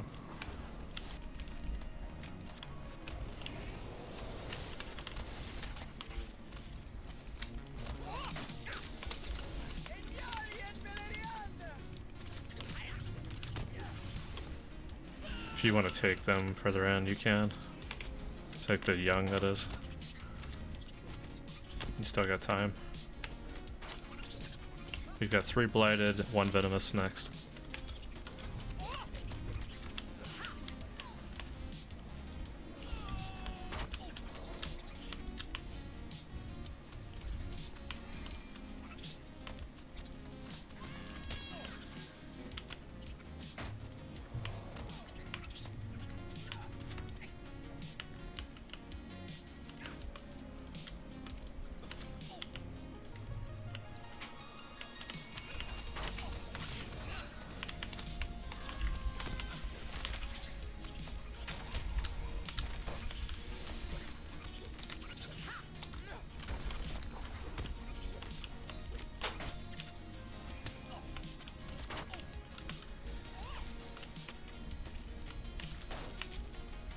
Plump my target.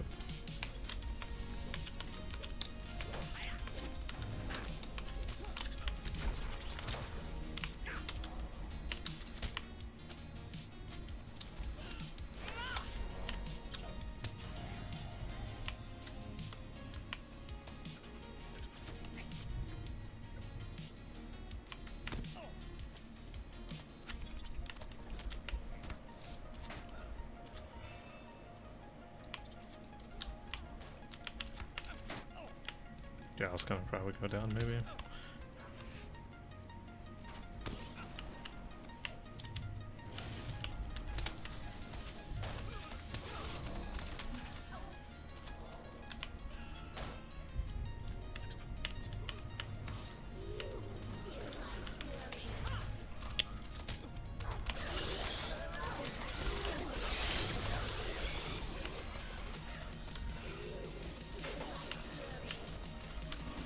Plump my target.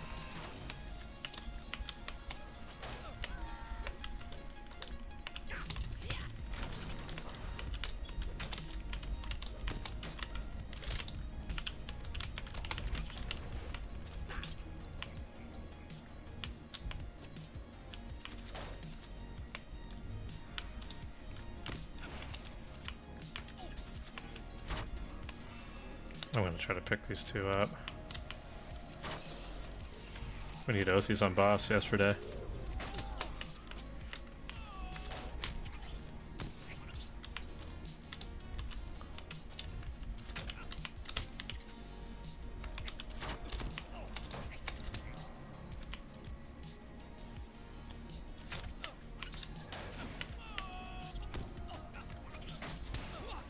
Plump my target. Got two of them. They're the back two on the gate. You have run speed, gal?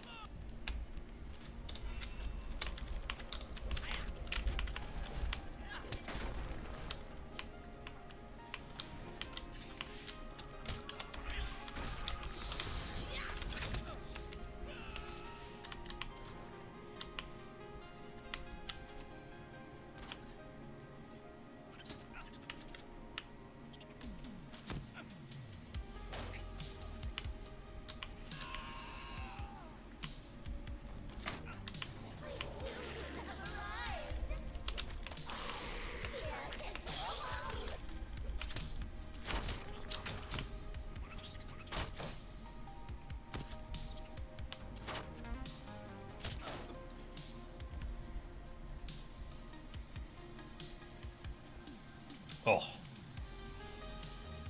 We're here?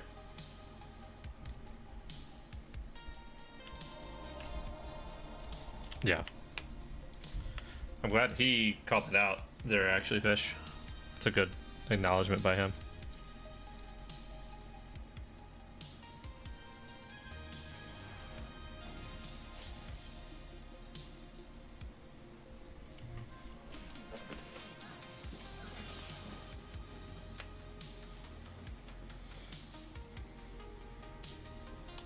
I think it's fine, Fish, though. As much as I love the idea of killing cocoons, it really doesn't seem viable outside of a group with enough DPS to kill a tier higher. I think so. It is and it isn't, right? There's two different major things that we could swap here. Seskav's group, he's leading it. I want them to kind of see mechanics as it is. And the longer we go, the more Gal, our guardian, is getting better at kiting these enemies, right? The major thing that we can do is swap me off of tank into a DPS role. That's the number one thing that we could probably do to increase DPS. So I'm resetting that. If we don't go as soon as it opens, we don't get that opportunity to reset cooldowns. So that's the major thing, right? Is doing this with one tank, so you're not fighting over who is picking up what.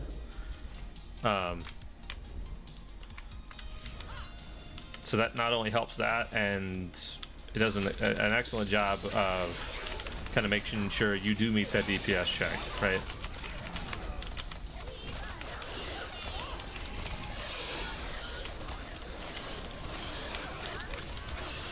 There's a number of other things to be changed too. But the number one thing that I've seen that successful groups have done is swap to a one tank group, allowing them to truly kind of like focus in and do damage on the boss. The other opportunity is to go the incoming healing route, right? My target plump.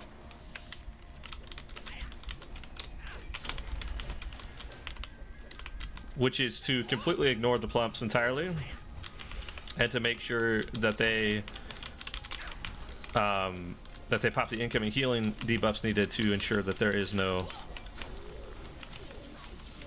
healing incoming. So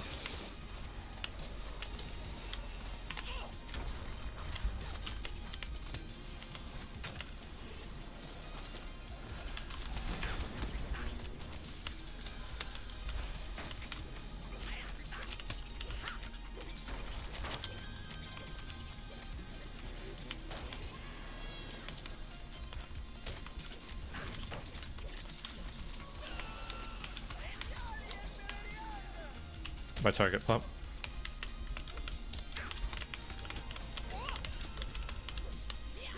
Two plumps in the back, the wall.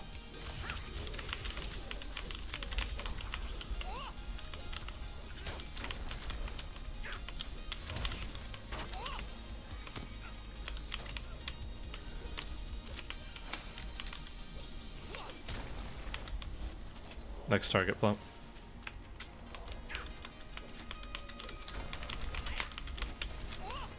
They burst.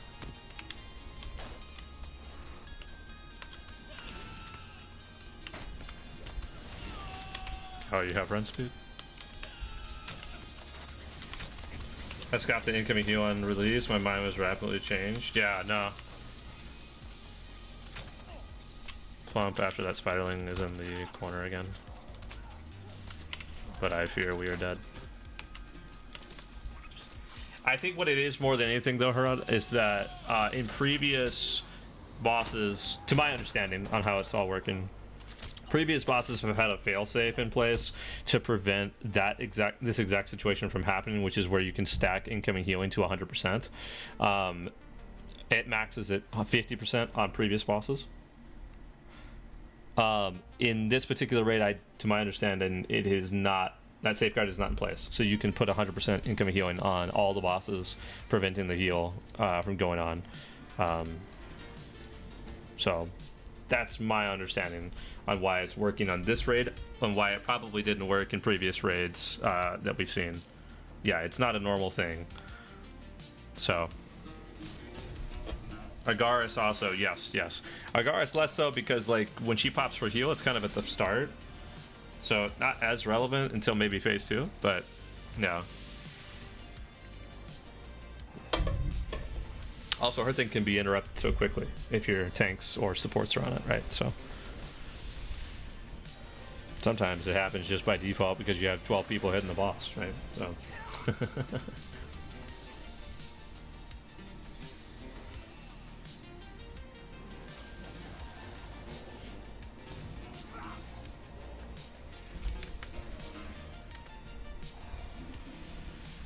and sometimes it doesn't, and I cry. Yeah, that's the sad part.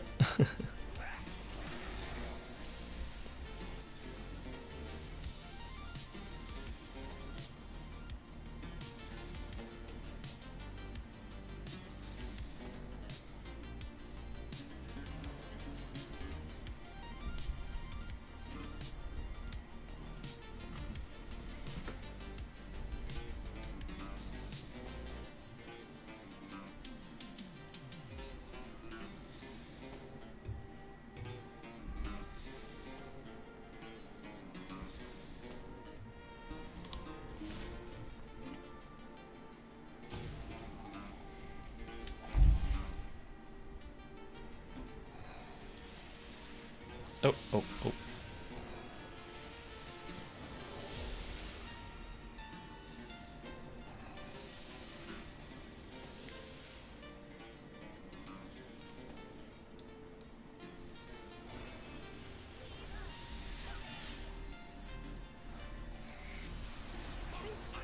Oh, we got hung behind the gate, maybe? Nope. We're good.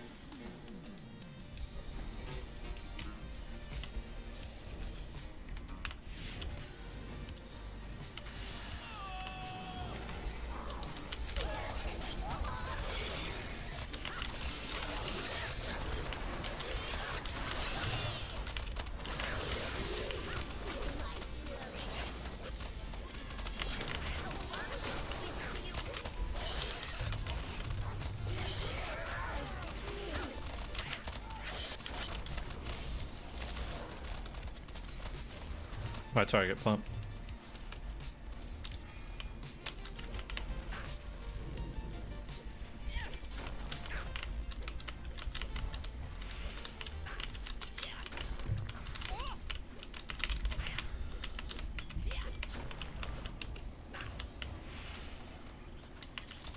Shift left, Blight is spawning.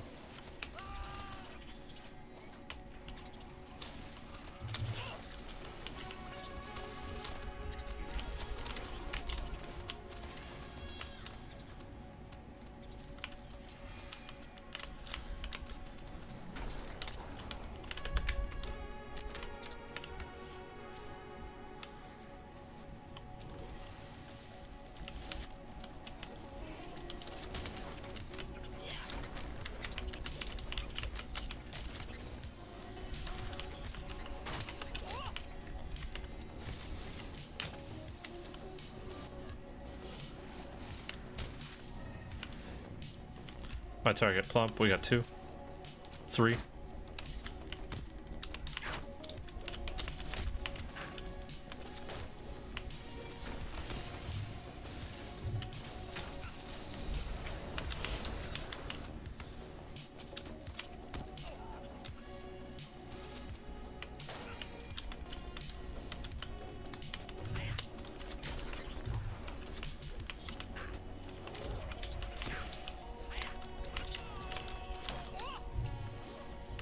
I'm dead here, actually. No way, I'm actually not, because it's 3 plumps, so... You said it young?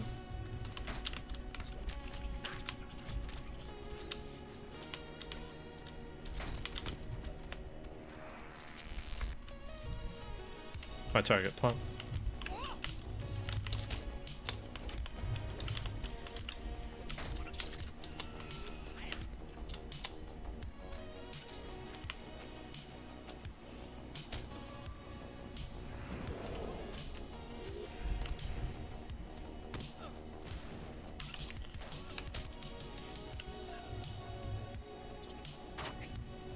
Shift group to the right, blighted will spawn.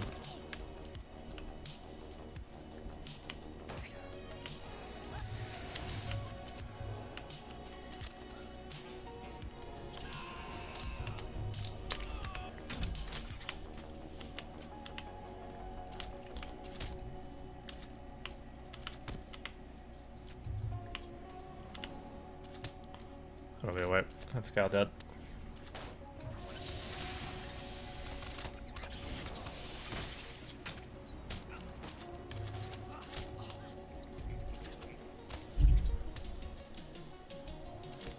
Oh, oh, oh.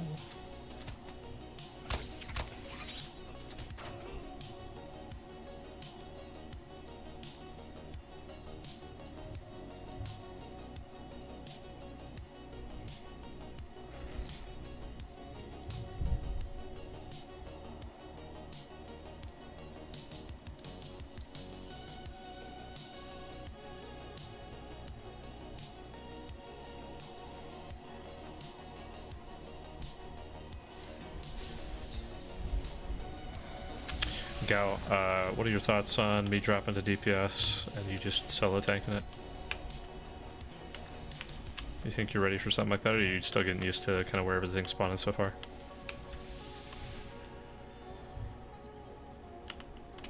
Okay, I can stay where I'm at then.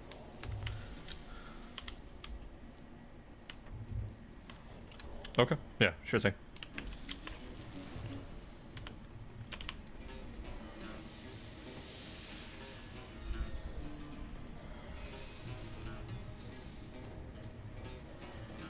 You're doing good, by the way, Gal, like, as far as kiting and stuff is concerned.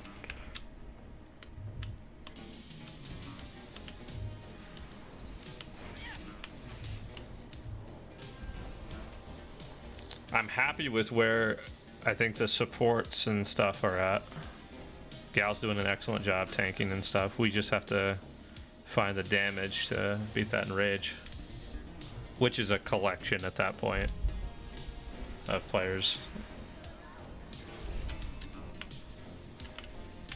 But also where my expectation was, as far as most groups, that's going to be the big trouble on a lot of groups, is meeting that DPS check on this boss particularly.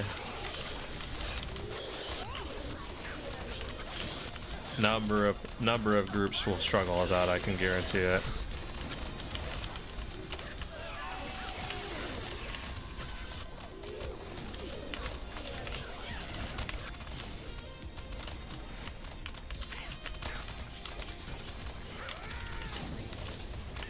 Plump, my target.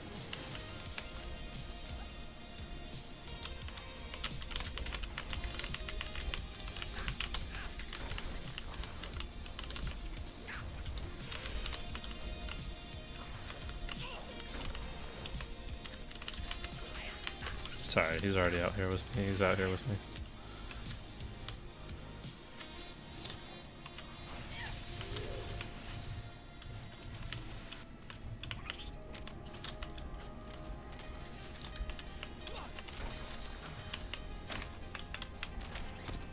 hope not.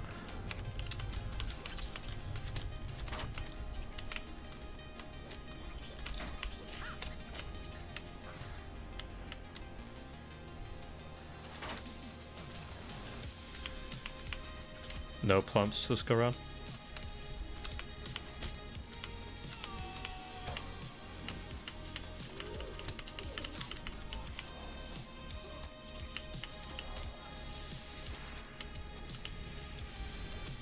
Okay, I'll taunt my target when you can.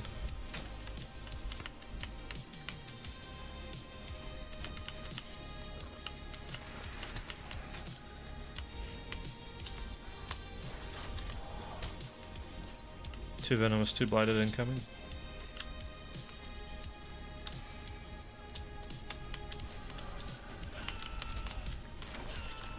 I'm so frustrated with that one. That's for sure.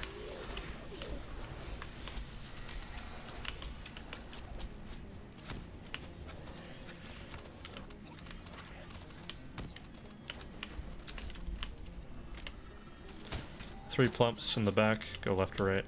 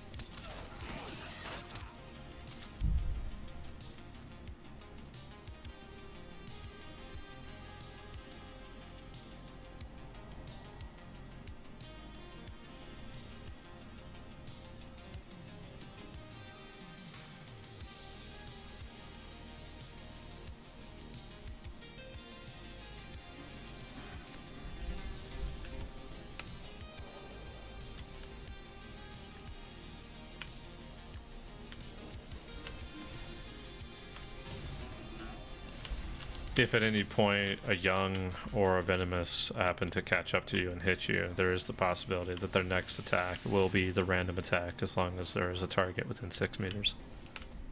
If that helps answer your question.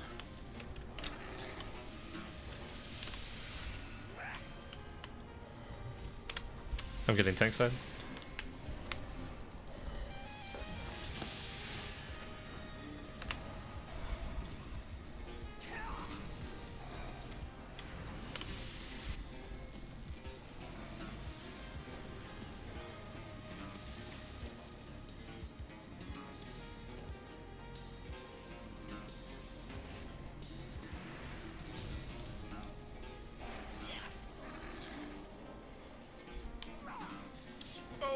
Chat. Oh.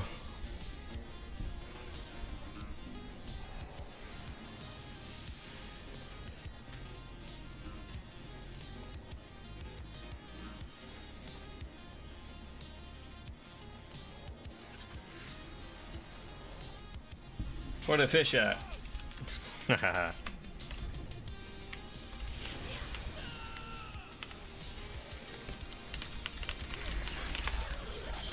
Why did I redo that ability? That sucks with me.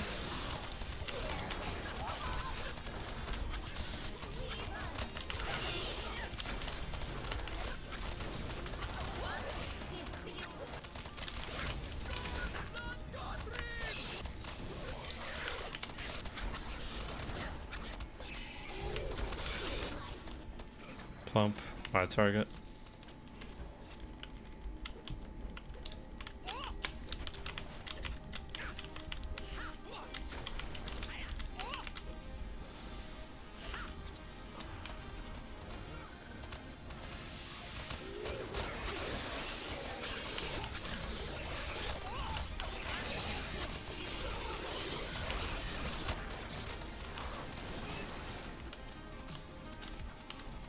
Is there a timer on when the eggs hatch? Yes, and it is different per tier. I don't know the specific timer on tier 2. I want to say it may be, well, I tell you, we can look here real quick. I would guess it's about 50 seconds.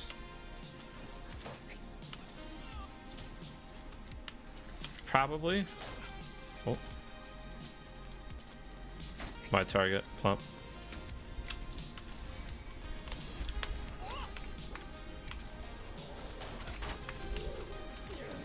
I would guess about 50 seconds. I'd have to confirm that though, Misery. It would be in that range though. It's somewhere 10 seconds or so within that range.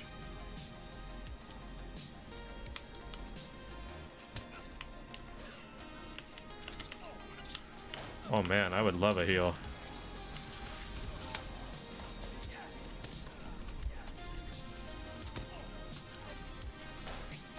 Oh boy.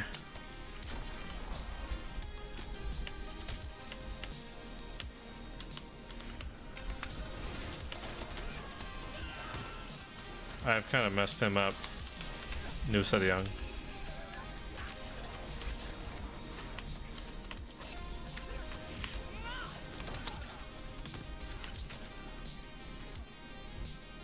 And then what, every minute new eggs hatch? Yeah, something around that line. This will be a wipe, because yeah.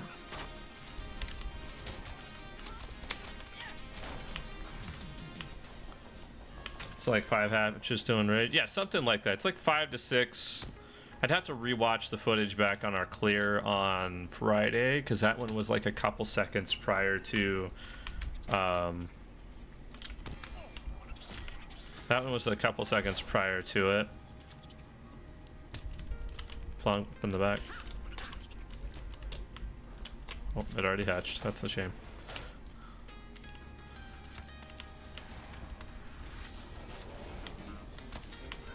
Ain't no way I'm getting out of this.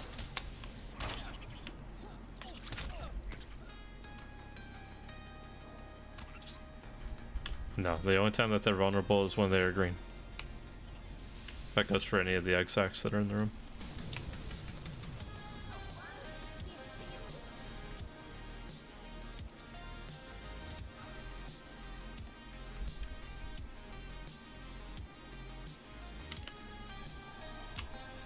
Alright, well then let's have me swap the DPS then, Gal, and then let's do that. Red Brawler DPS chat.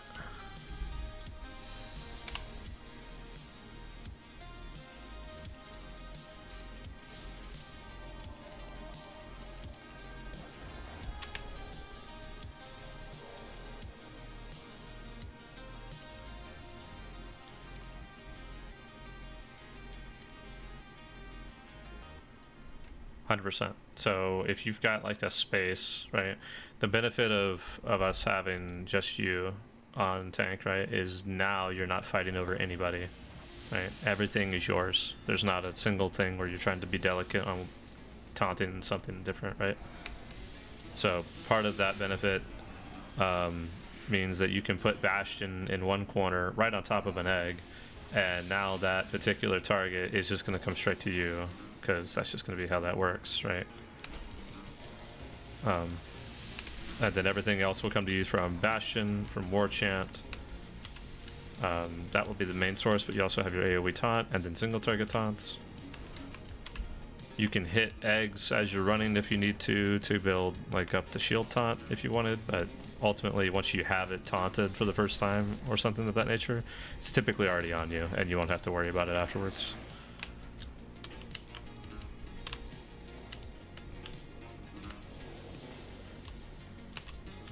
Not the plumps, the venomous and the blighted. The plumps will be taken care of, so.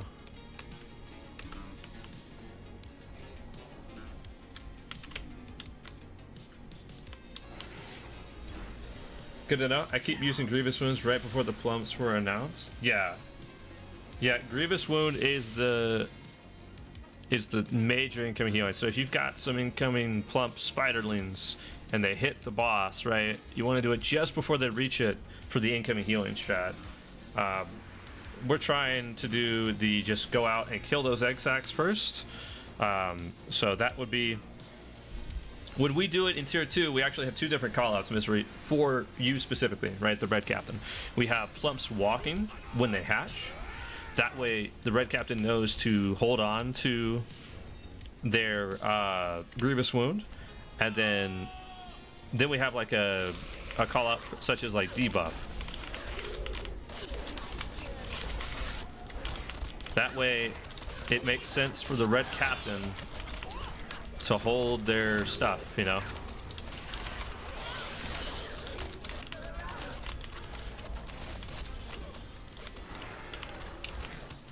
We're good on the first hatch.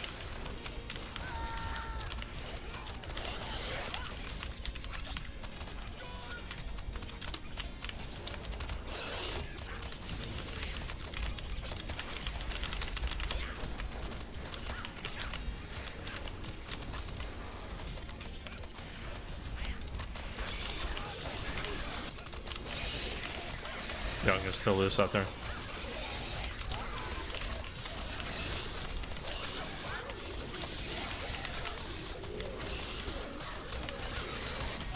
I'm gonna die, aren't I?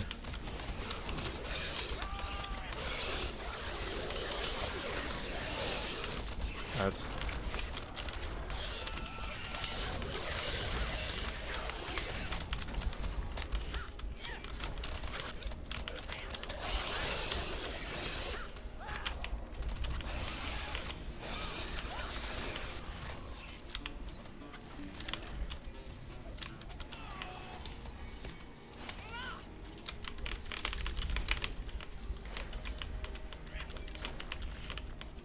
Is this T1 or T2? This is T2 right now, Holes.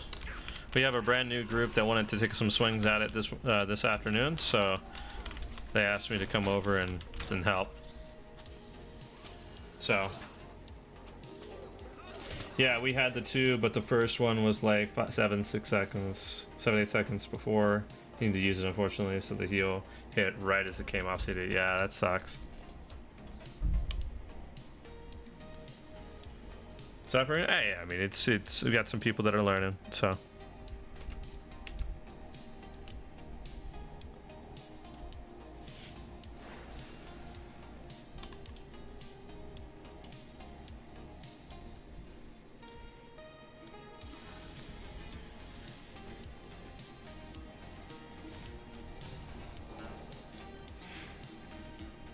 I need to be better about that. Am I geared up completely here? Like, do I have my shit? I think I do.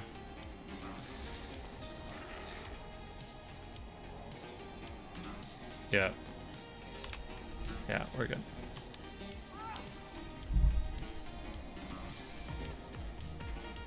Hey, hey. Mama Panic. Thank you so much for the raid. How was your corner of Middle-earth? I saw you were streaming earlier.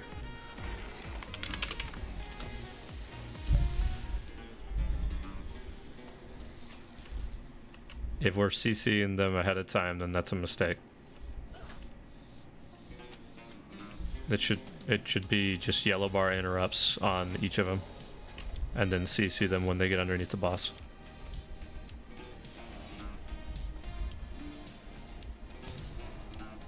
Hey Veg, how you doing?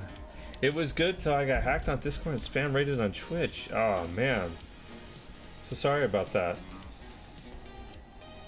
I saw you were streaming. I was lurking for a little bit. I didn't catch that particular moment. We've been live for a couple hours though, so yeah, I've had that happen to me before as well. The raid on Twitch shit. It's a nightmare. I can imagine. I've had it happen. We've been streaming for a while, so it's happened to me before. I've been view botted without my knowledge before too, which is it was vulgar. Yeah, that kind of stuff doesn't fly over here. It sucks too, because it's like, it feels like you're not in control of that. So I feel your pain for that stuff, for sure. It's not a fun time. So I am terribly sorry that happened. The reserves of patience in a run with zero expectations are unparalleled. Yeah, I mean, Harad, you gotta understand that, like, if people don't get experience on a group, you know, these are learning groups, right? They're in other MMOs, they have learning groups, right? So that's a big thing. is making sure that like you have learning groups and that there's no kind of toxicity in a learning group for sure. Trying different things and stuff like this, like it's important that people kind of find that. Got to get reps or you go nowhere. Absolutely, absolutely.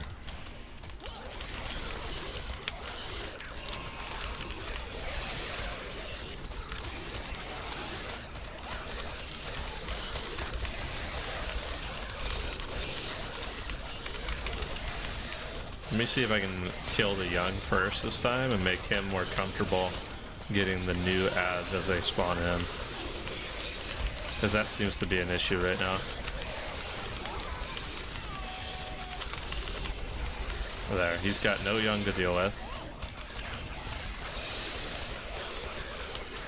And good, he's kind of running out a little bit.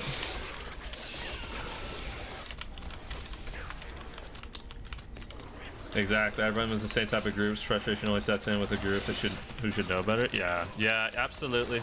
100% agree with that.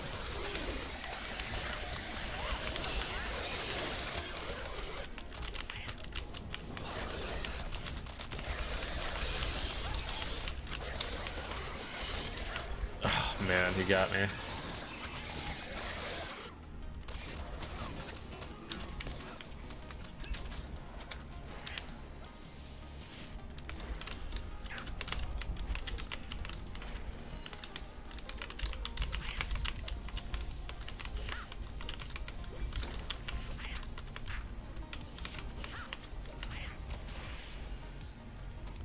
Good.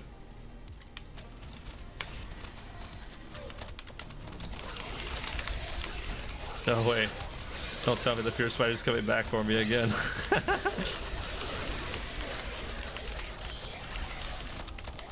Yo, Grot, what's up, man? Can't sleep. Well, hopefully we can put you to sleep over here, Grot. We are the second monitor energy for a reason, sir. And I don't mean to sound rude, but I always enjoy it when you can't sleep because I get to see you in my chat, man.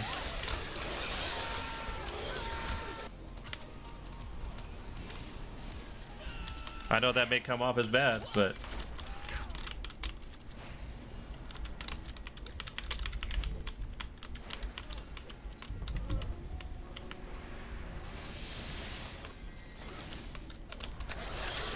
Is this T1 Big Dog? No, Jimmy, this is tier 2. We have a brand new group. I think more than half of the group is new to tier 2, and they wanted to take some swings at boss 1, so I think this is our last attempt before we swap over to tier 1 again. Oh, I'm at 3%. Please, CNP.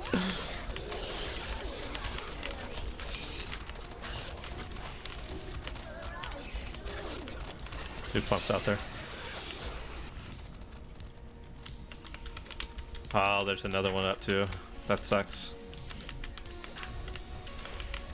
I wonder if I can get mine before they get theirs. Oh, Gal died, so that's game over.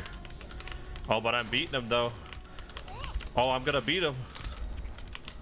Their plump is at 39. They're dying. I got mine. What did we get to? 45. Very cool. Nice. I appreciate it, God. It's gonna be content, dude. Nice. Yeah. That is the one fear I have when I am solo tanking it for our late night group. Is it's like I've got that kind of really under control, like I'm popping break ranks and stuff like that, but dude, like I don't envy the next guard we put in that position, right? So once you get the handle of it, it's just a rep game, right? Like you'll eventually get it. And I think honestly you're doing fine. It's the biggest complication is when you see the youngs come in, right? Like when the next set of 3 youngs come in that can come in and just completely wipe out a group, that's typically when it starts to cause problems, right? So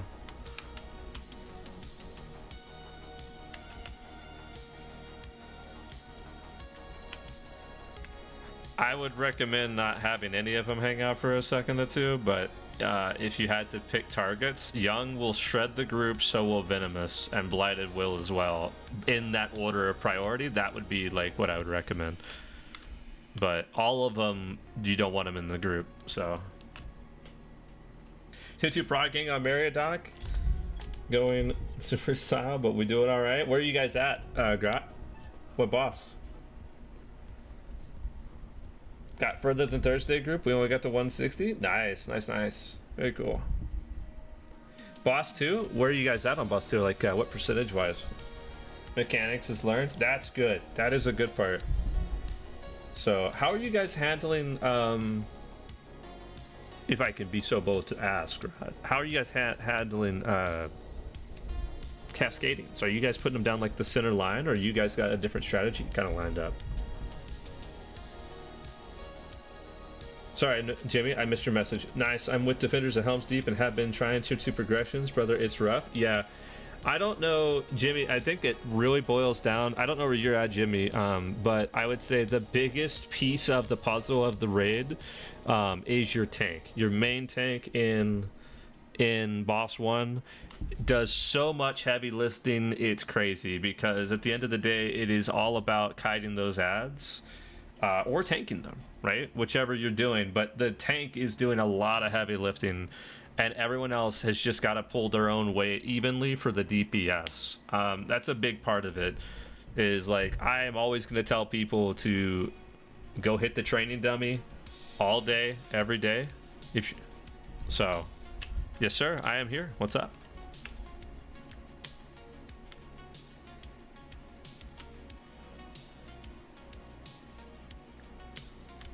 It's on a timer.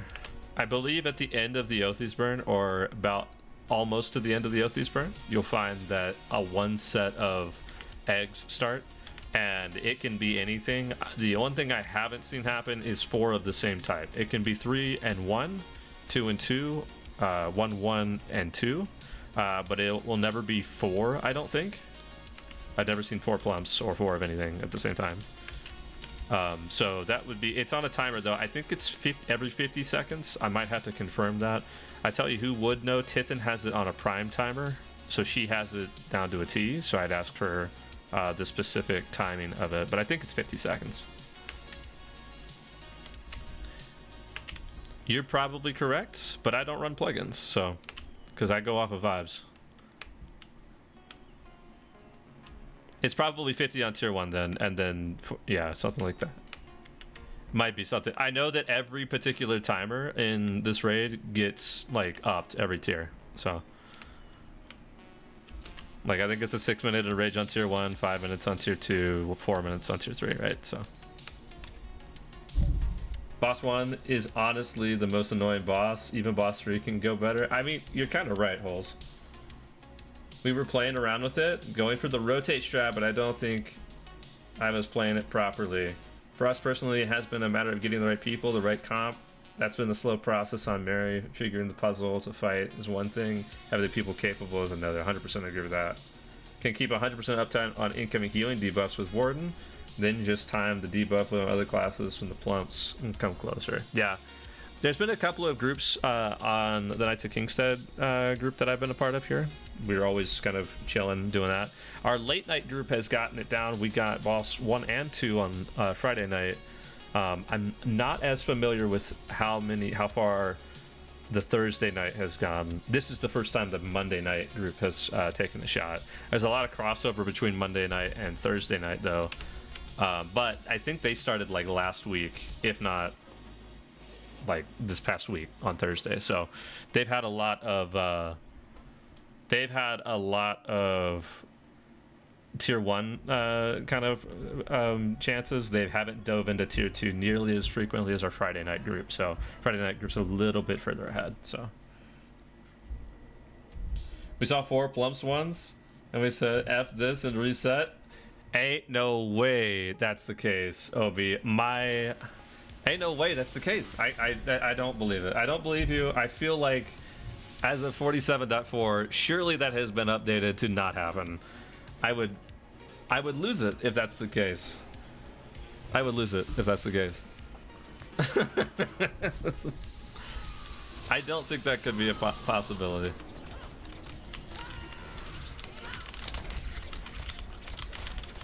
Yeah, there's two different ways to handle it. You either do the incoming healing strat or you do the plump killing the exile strat. I personally think that on tier 2 groups it's probably better to run a strat that kills the plump XX, because it makes it to where you can design the group a little bit more fluent. You have more flexibility. You don't have to build a completely incoming healing comp, right? But that's kind of more favoring towards, you know, your group that you bring in there. Obviously, like, I think if you've got the damage and the coordination, the incoming healing group is going to be more meta, but kind of like what Grot was saying earlier, it is a completely different other beast to find a group that has the exact class makeup that you're wanting to run. So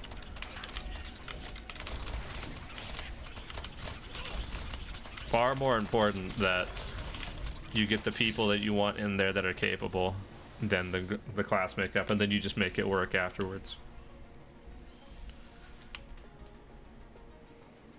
Like, get me a blue lore master in there that is pumping damage over a red captain that's just kind of hanging out any day, you know.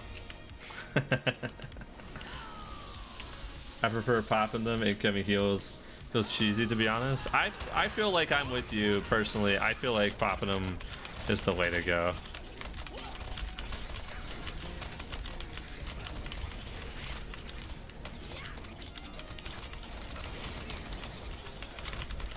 I personally think that it's whatever is happening with it, OB, feels kind of weird. Like, I feel like there is a world where they wanted us to also pop the venomous or the blighted as well, right? Because you can attack those, but the enrage timer has completely destroyed that possibility of wanting to kill anything other than the 1 or 2 like plumps that end up coming about, right? So kind of a weird situation, I think.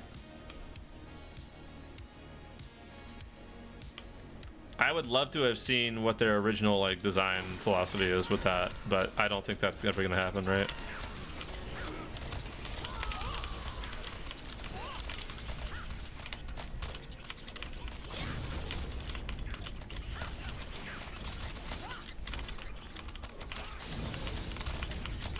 What do I need in red? I need gloves. If I can get gloves to drop, I am solid. Then I can get red set for the brawler, which would be so nice to have.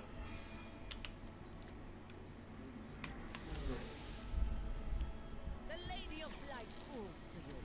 Join us in the heat or serve bound by blood. Hurry, sisters. Intruders approach. It's good to hear that you guys are still pushing through, though, Grot. I don't know if you... Grot could fall asleep at any moment, so anything that I say to him could fall on deaf ears, but that's good to hear that there's still more groups pushing for tier 2. So it's making my Knights of Kingstad's group feel a lot better, I will say, at least from my perspective.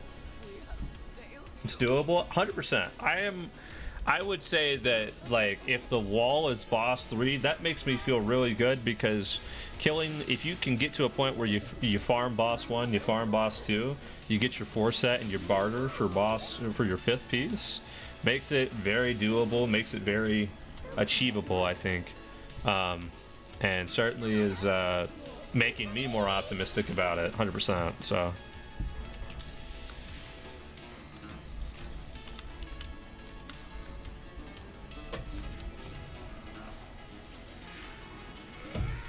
I'm trying my best to make it as optimistic as possible, because I can't tell you how many people are on the server right now are so disappointed that, like, the tier 2 is such a massive, like, difference.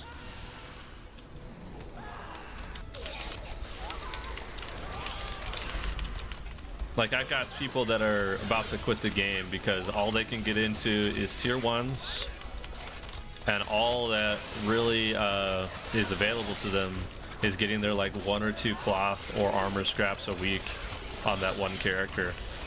And so I'm trying to get people to go for tier 2, boss 1 and 2 a lot because of the fact that I think it's really doable. It's just a matter of being capable in those particular bosses. If we can get those particular bosses down, start to get people kitted with 5-set gear, I think it will be a hell of a lot better, and people will enjoy it a lot more. So yes, 100% holes. And my take on that is that I didn't really appreciate that Temple was such a big jump personally, because my hot take with boss 2 is actually, I think boss 2 is the best boss in the whole raid. 100% God. I think it's the best boss in the whole raid personally, unless boss 4 tier 3 shows up and like blows my mind when we eventually get to it in my crab group. But I don't think that a boss should be interesting at the max tier. I think it should be interesting at the middle tier, which is where boss 2 is, and I really like that.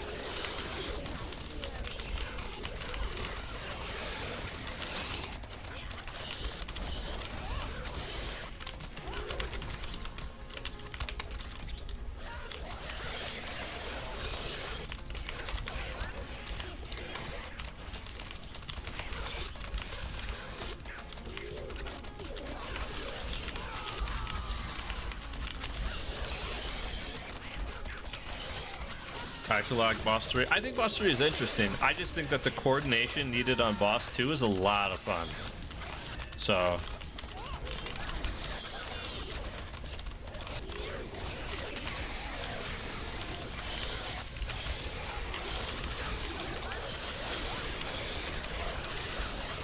boom. What did we do, chat? Let me see. 263. Boom. We did pretty well there.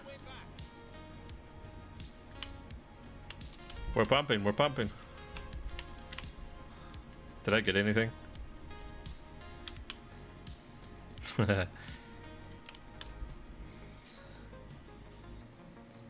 Tier 2 feels that it's balanced difficulty for an organized raid. Mechanics are mostly intuitive, apart from the dispelling and rage only working once per bottle. Yeah. Tubbs should have taught them that they need 4 difficulty tiers with a more gradual increase. I agree, OB. You really build each stage with each boss till you put it all together in melee. I think that's why it's fun, Holes. I think that's why it's a great what's my Berg doing in yellow?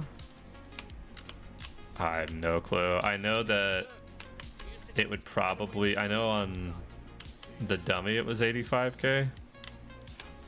But I haven't been brought in as a yellow Berg in here in a while. Yeah, I agree. 3 tiers isn't enough anymore with the spread skill low. Here's my take, and here's what this is why, right? So the kin that I've been in for 5 years, right? That's a king set here that we're running with right now. It took them until about September to get it took them about till September to get Depths of Mach de Corbeau, the Umbari raid, at tier 3, right? But once they got it, they were farming it. Every week, we're getting people 6-set. A whole kin gets 6-set. We are a kin that's getting 6-set. That is great. You know, that they eventually got it. They're eventually getting people clears, and that was the objective, right? And when Tub came out, they realized that the loot table was not worth it, right? Anything that you wanted in tier 2, you could get in tier 1 if you ran it enough. So what did we do? What did they do instead?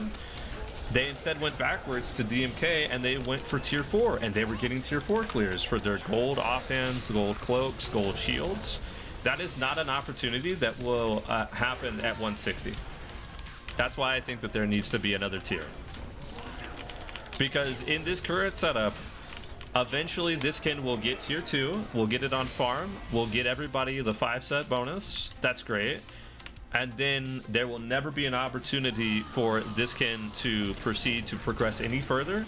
Because one, not only is the loot table in Folly here not respective of your time when you go to tier 3, but number 2, the jump is so far ahead that there is never a moment where anybody would want to do something like that. in my humble opinion, I would want to, and this is a little bit of an old head speaking, I guess. I really liked it in like really old school, back in Moria Mirkwood when we had tier 2 challenge opportunities. I think that the best way to handle it would be, and this is probably just my opinion, going for the 3 tiers. If they want to stick with the 3 tiers they have, always having a challenge beacon on tier 3 to take that extra step further to kind of basically introduce tier 4 without having to introduce a tier. And when you hit that challenge beacon, not only does it give you a new chest when you defeat the boss, but it includes a challenge mechanic, such as adding more fear spiders in boss 1 or something like that, right? Like, the tier 2 challenge system was really well done, I thought, and I think that it would work really well with their 3-tier system and provide a better opportunity for people that are of this like casual raiding scene to jump to that tier 3 and kind of go about that method, right? Like, that's kind of where I'm sitting at. I ranted for like 3 minutes there. Hold on, let me catch up on chat. Gear catch-up barter from the next X pack would mitigate it a little bit, but you're absolutely right. Thank you, Kai. Tier 2 challenge is awesome. You've hit it exactly on my preferred method. Been chatting about tier 3 challenge for a couple years now. Absolutely. I think it would work great. I think it would work great. Having the option to do less mechanics on the boss, but still do the challenges on others in the same tier was excellent. Yes, yes, 100%. Then it gets people comfortable with where you're at, right? As long as they keep the core balance acceptable while it's adding actual mechanics, yeah. Like, if they want to add new mechanics for shit, I think this is the best way to do it. But I don't know. Been saying tier 3 challenge is the best way since tub. I think it is, because the jump in tier 3 tub was absolutely baffling. Baffling is what it was, bro. Like, if they want to keep this loot table in Folly the way it is, perfect. Keep the loot table and Folly the way it is, but then nerf the thing, right? So it's a little bit easier and accessible. But when you hit the tier 3 challenge beacon, it not only gives you new tier 3 challenge loot that is only accessible in that chest, but also adds mechanics or buffs to the bosses that proceed to make it a challenge that is harder. They're never going to do that for this one because it's already been developed and that's it. But I think going forward that should be the case, because it's not nearly as accessible as I'd like it to be. Because I play with 2 different groups of people, chat. I play with, as of right now, I'm playing with what I consider a higher tier group that is swinging into tier 3 crab, and I play with my friends and in-game family, right? Basically Ken, that likes to swing higher than and try to get their set bonus gear. And the tier 2 group is the tier 2 version of this is a very big struggle because of the limitations and the buffs that they've put on this raid. And it makes me worried that, a lot of people will get discouraged. And I hate that that's the case, right? I want them to come in every week and see a little bit of progression, even if it is just on the same boss, right? I want to see that, and everyone get excited when they get a little bit further each time on a boss every week they come in. But that's something that I worry about quite a lot. And to think they were going to add a way to barter scraps with roving currency to accept it. The concept of additional barters is good. The execution would have been goofy. I think, Groth, that they should have went with blighted tokens, because that way you're at least doing the raid, and that way you're at least participating in the raid and not just doing landscape content. Blighted tokens would have been the best way to do it. I don't care how much it was. Right now, blighted tokens are almost irrelevant outside of buying gold traceries. So you can even keep most of the same mechanics, but just make the challenge something like, say, only kill 2 plumps in boss 1, etc. It can be anything. That's the fun part. Like, when you have a tier 2 challenge or tier 3 challenge like that, you can take what exists and put a limitation on what you can do, even. Right? So what we need is tier 2 12 raid delve into here. There you go, Isam. I like it.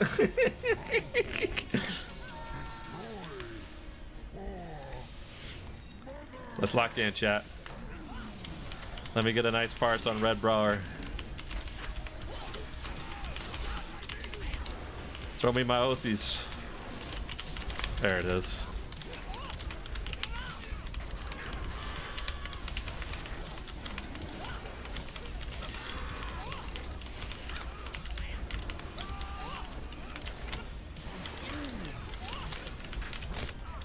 One day, chat will be brought on Red Brower instead of Blue.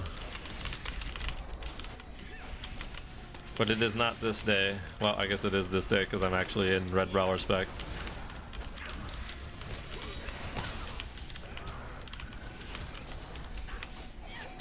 Was that me that popped that? I hope it would.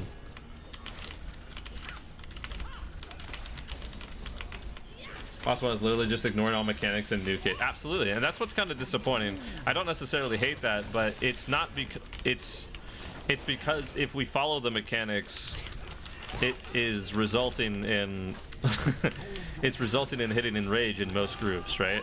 If we follow the mechanics, so that's the struggle.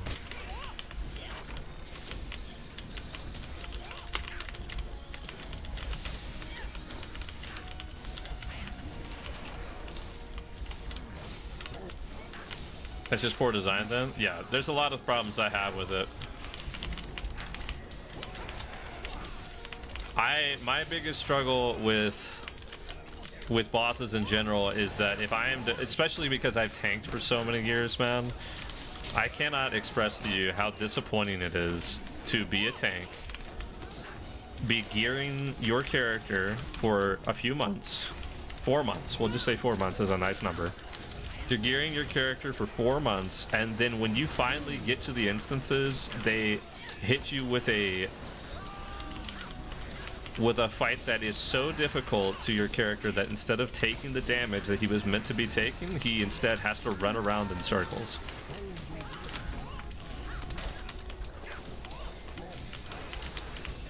I got you, brother.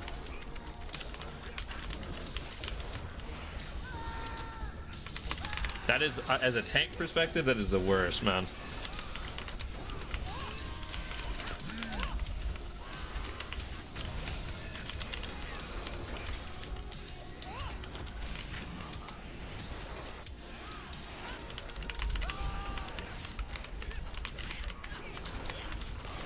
I almost tried to summon my pet hamster instead of doing anything.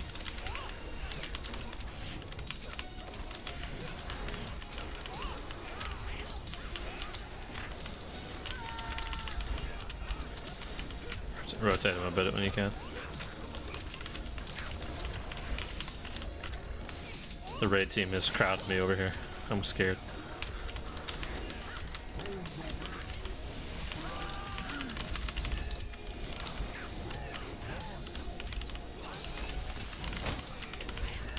Who drops that? Damn. I missed a lot there, guys. I'm sorry. I wanted to lock in so I could get 230. That ain't bad. 230 ain't bad. I'm okay with 230. Did we get anything else from that? No, we didn't get much. 230. Nice. What did I miss here? Hold on.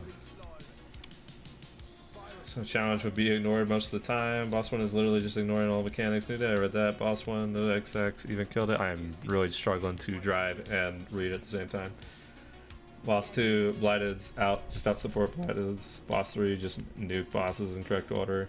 Ignore half the shit. Boss 3 would actually be an interesting challenge because they would force you into a particular order that you wouldn't normally do. I think that would be an interesting one, right? Like as far as a challenge would be concerned, that'd be cool. One experience is enough. A skill check to make sure controller debuffing and people using crowd CDs properly. Lighted insurance. Refuse to kite. I mean, yeah, Obi, I wish that is the case, but I cannot express to you. I refused to kite once, brother. Let me tell you, okay? They had me getting just the venomous, right? Just the venomous in that boss 1.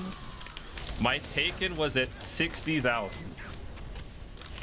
When I decided not to kite and I wanted to just sit there and do that, through all my cooldowns, my taking was at 60,000. I don't think I ever hit 60,000 at 150, man, much less 160. Like, Those mid shreds are nasty. No, no, it's the mid shreds, Harad. I could blame the healer all day, but I'll tell you, I'll be honest with you, it's the mid shreds. Oh, can't interrupt that guy. That's a shame.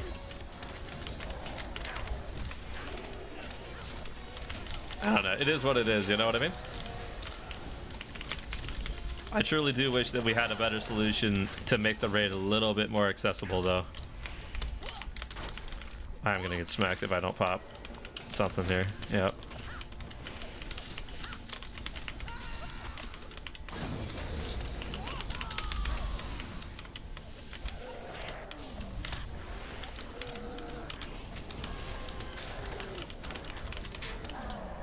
I used my interrupt, and that's a shame. Because I could have held it and helped the team, but I'm also a dirty, greedy DPS right now.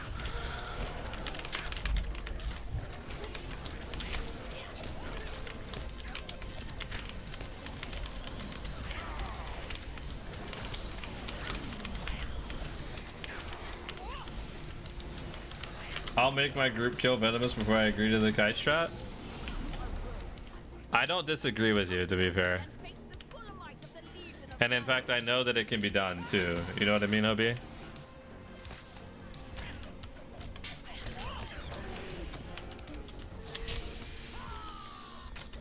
And not only do I know that it can be done, I have a half a mind to say I would love to do some testing on tier 3 to potentially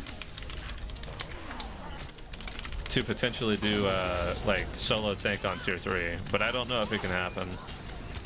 What is this? Charge target? No, go away. Oh god. Oh, they're messing me up. God.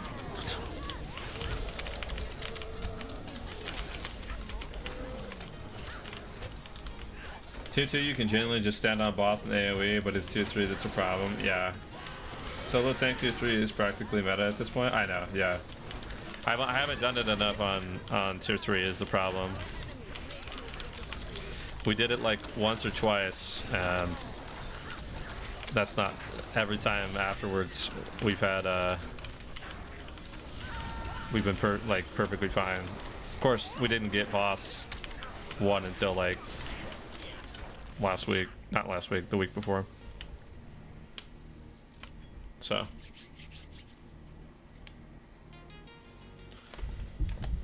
Yeah.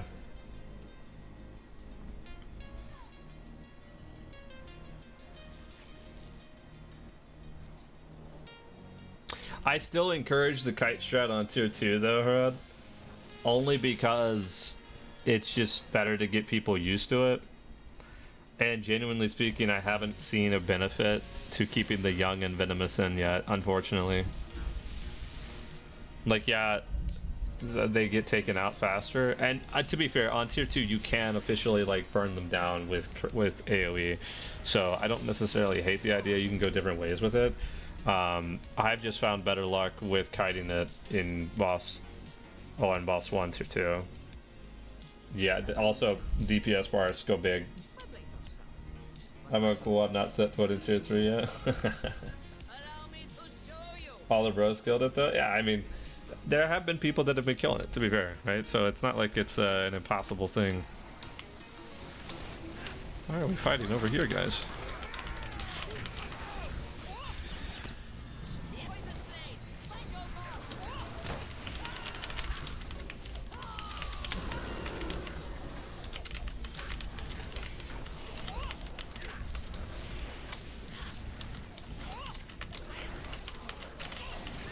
Oh, I messed that up. That's a shame.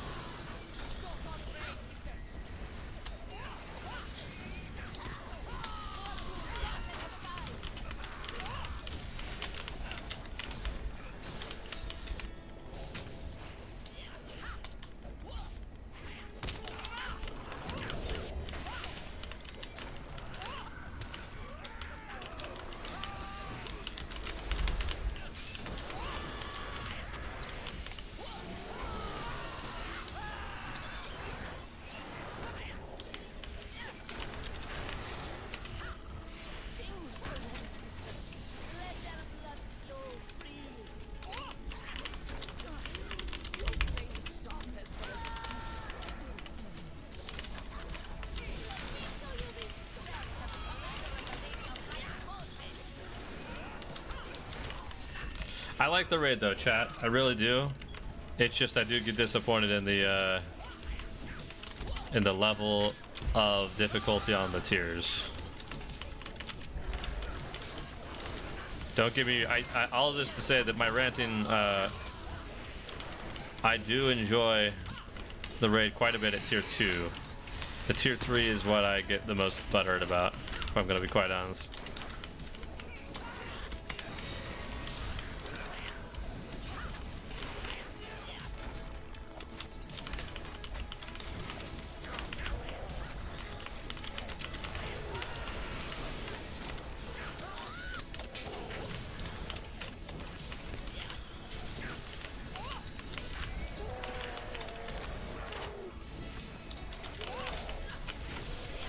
Mainly DPS warden and shot caller for this entire raid is a personal affront to my partner's max and style.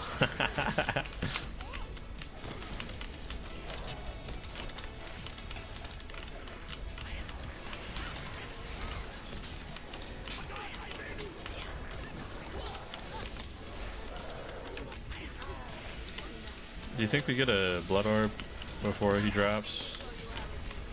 Surely not, right? They wouldn't. Okay, we didn't. Good, good, good, good.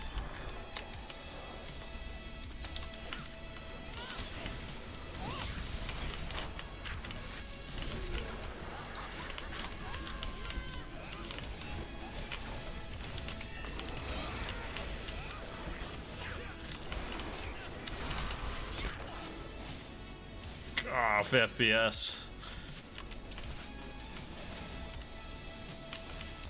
Oh.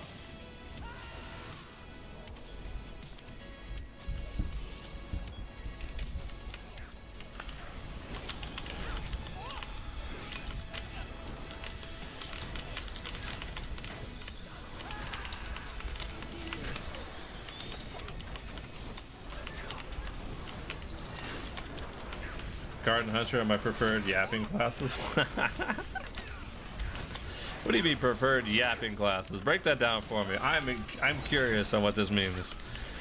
Because I bet you I have plenty of yapping classes, but I don't quite know the full definition of what you're describing here.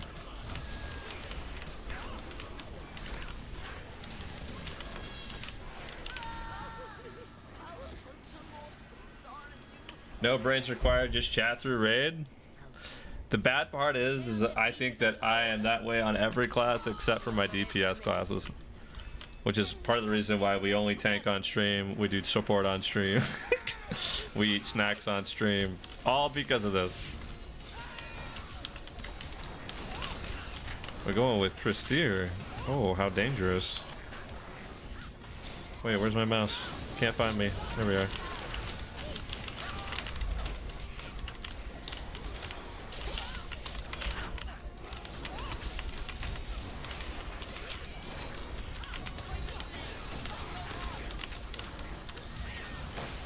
Support got me stressed. Yeah, like right here, right? I gotta like pay attention to my like rotation. If I was tanking, I'd just hit taunt and then come back over and talk to you guys. You know what I mean? I feel slightly obligated to do damage.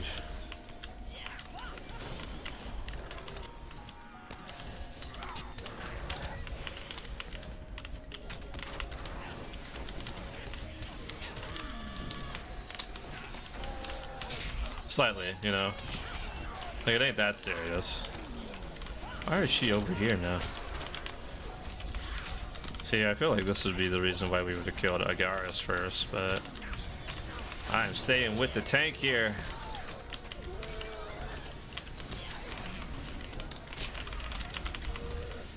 I will never get healed to full, and I will like it.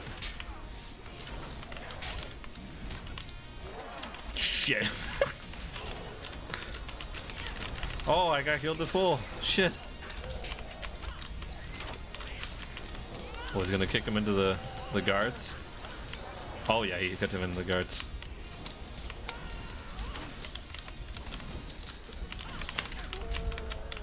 This is why we kill Agaris first, right here. I tell you what. Look at this arena. That looks disgusting. If the support got nothing to do but be a rent bot, then it's yap. Otherwise, yeah. See, that's where my disagreement comes from me there, because like I feel like when I'm on support, I have so much to do, because not only do I have to all of that other shit, but man, dude, I am pumping damage is what I'm thinking. I'm not pumping a whole lot of damage, but I'm trying to pump as much damage as possible. So that's the difference. I've seen some burglars that just sit there and they do AoE tricks. They're like ranged burglars. I can't stand to do that, man. Not for me. What if we went blue just for the run?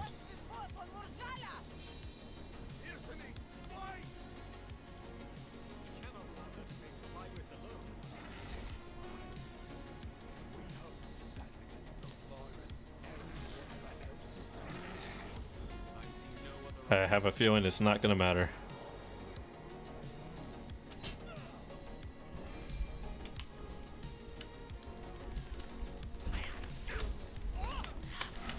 Oh. Oh, I got healed.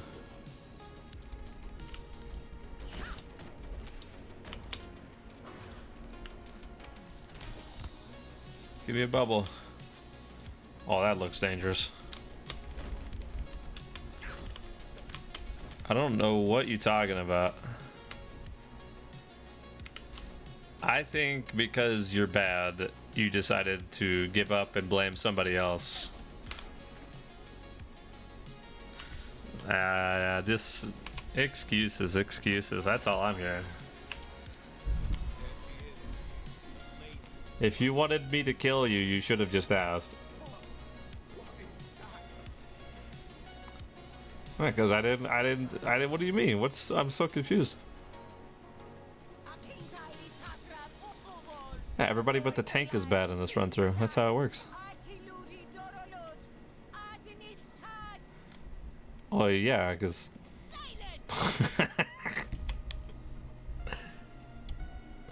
that water ripple, dude, they really do be doing that. Huh? Imagine seeing that in raids for real though. Dude.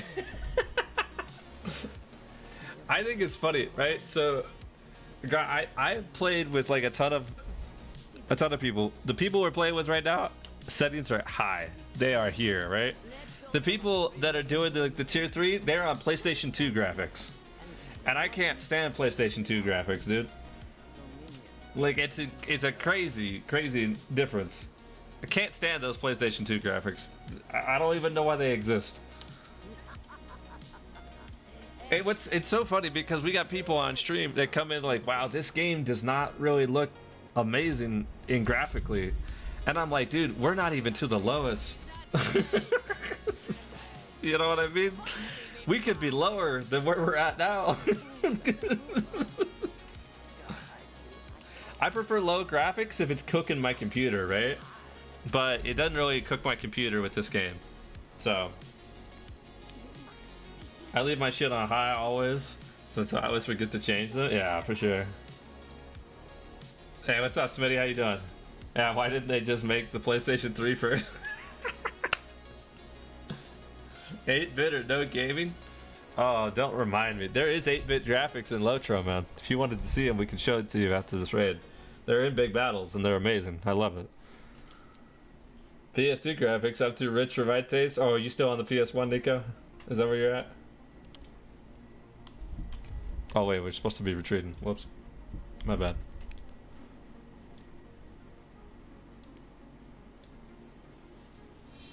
How's my damage? Oh, I got 15 minutes on food. Good.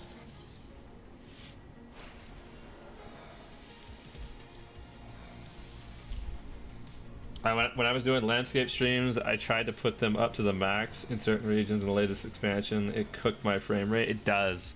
There's certain things that you can do to lower it. Like, I don't know if you were running like 3D portrait, take that bitch off 100%. And then the other thing that does it for me is I take all shadows, whatever it is, shadows, they're just gone. The shadows are gone. That those two are the major ones. Shadows in any game cook frame rate, man. So, oh shit, we're going. Not me just yapping over here, bro. I should have waited for my buffs.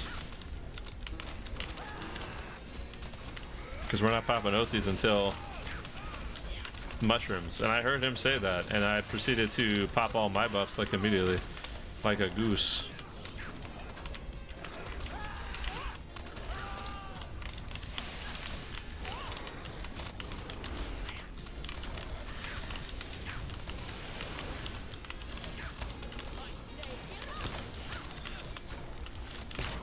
I feel like I never got the mushrooms, Sag.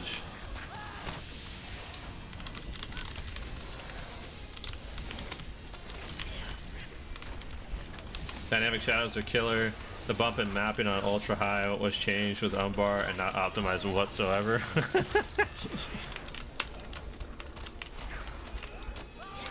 Post-processing is okay. Reflection, surface reflections is another drain. No point setting that above medium.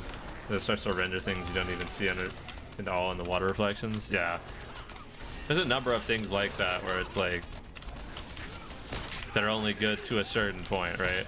That goes for like any game too, which is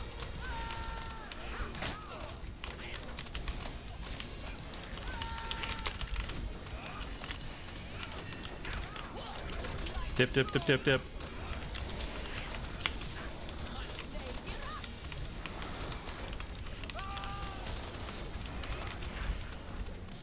Oh, why did I do this? I could have put it in that one and gained uptime.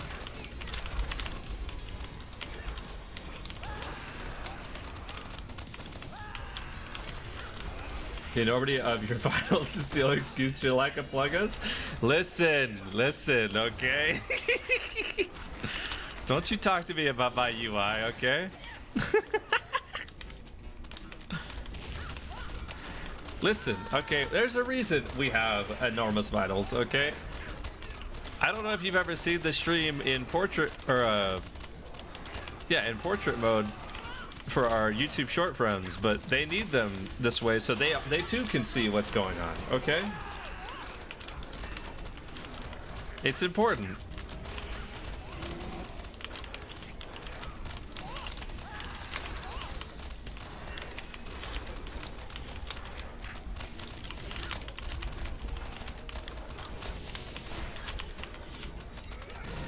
I don't even know why I hit the thing I hit there.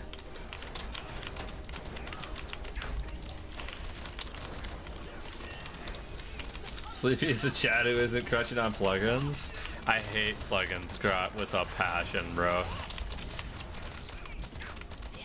I truly do, man.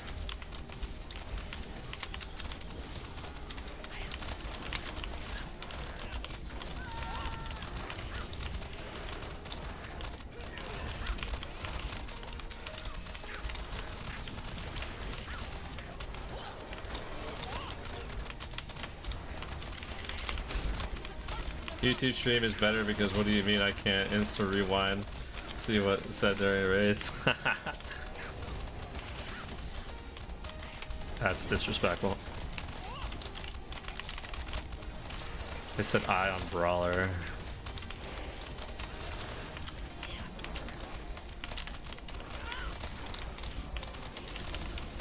Nah, Harad, I was basically saying like the YouTube stream shorts. That's why, like, if you've seen if you've seen the stream on the portrait side of things, you really appreciate why the vitals are so large, because now all of a sudden you can see everything that's happening on a smaller screen, right? So, sorry, I ad block. It doesn't matter to me, Holes. I don't get any money from it, so. What do we get? What do we get? What do we get? Oh, we actually got the gauntlets. That's crazy. No way. Boom. 4 set. Let's go. That's nuts, actually. I love that. Huge. Huge. We can go barter for like a headpiece or shoulders and get a 5 set. Let's fucking go. Huge. Yeah, thank you for the raid, guys. Nah, massive W right there. Source of the blight. I can feel something else deep below the earth. Something. If I turn it off, maybe you can get premium. You're killing me, Wolf. Huge, man. I don't think I got anything else other than those, which I don't care, to be fair. That's huge enough. Getting the gauntlets that I need. I need to check and see what particular item. I bet you I didn't even have. I don't even think I had the weekly. Or if I did, I've already turned it in today or this week. We go take a look.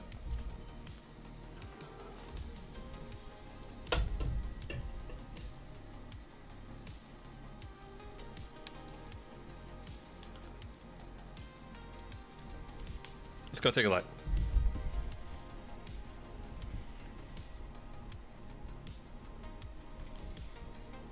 What's the rate set on Brawler do? It modifies First Strike to be, I think, something similar to Merciless.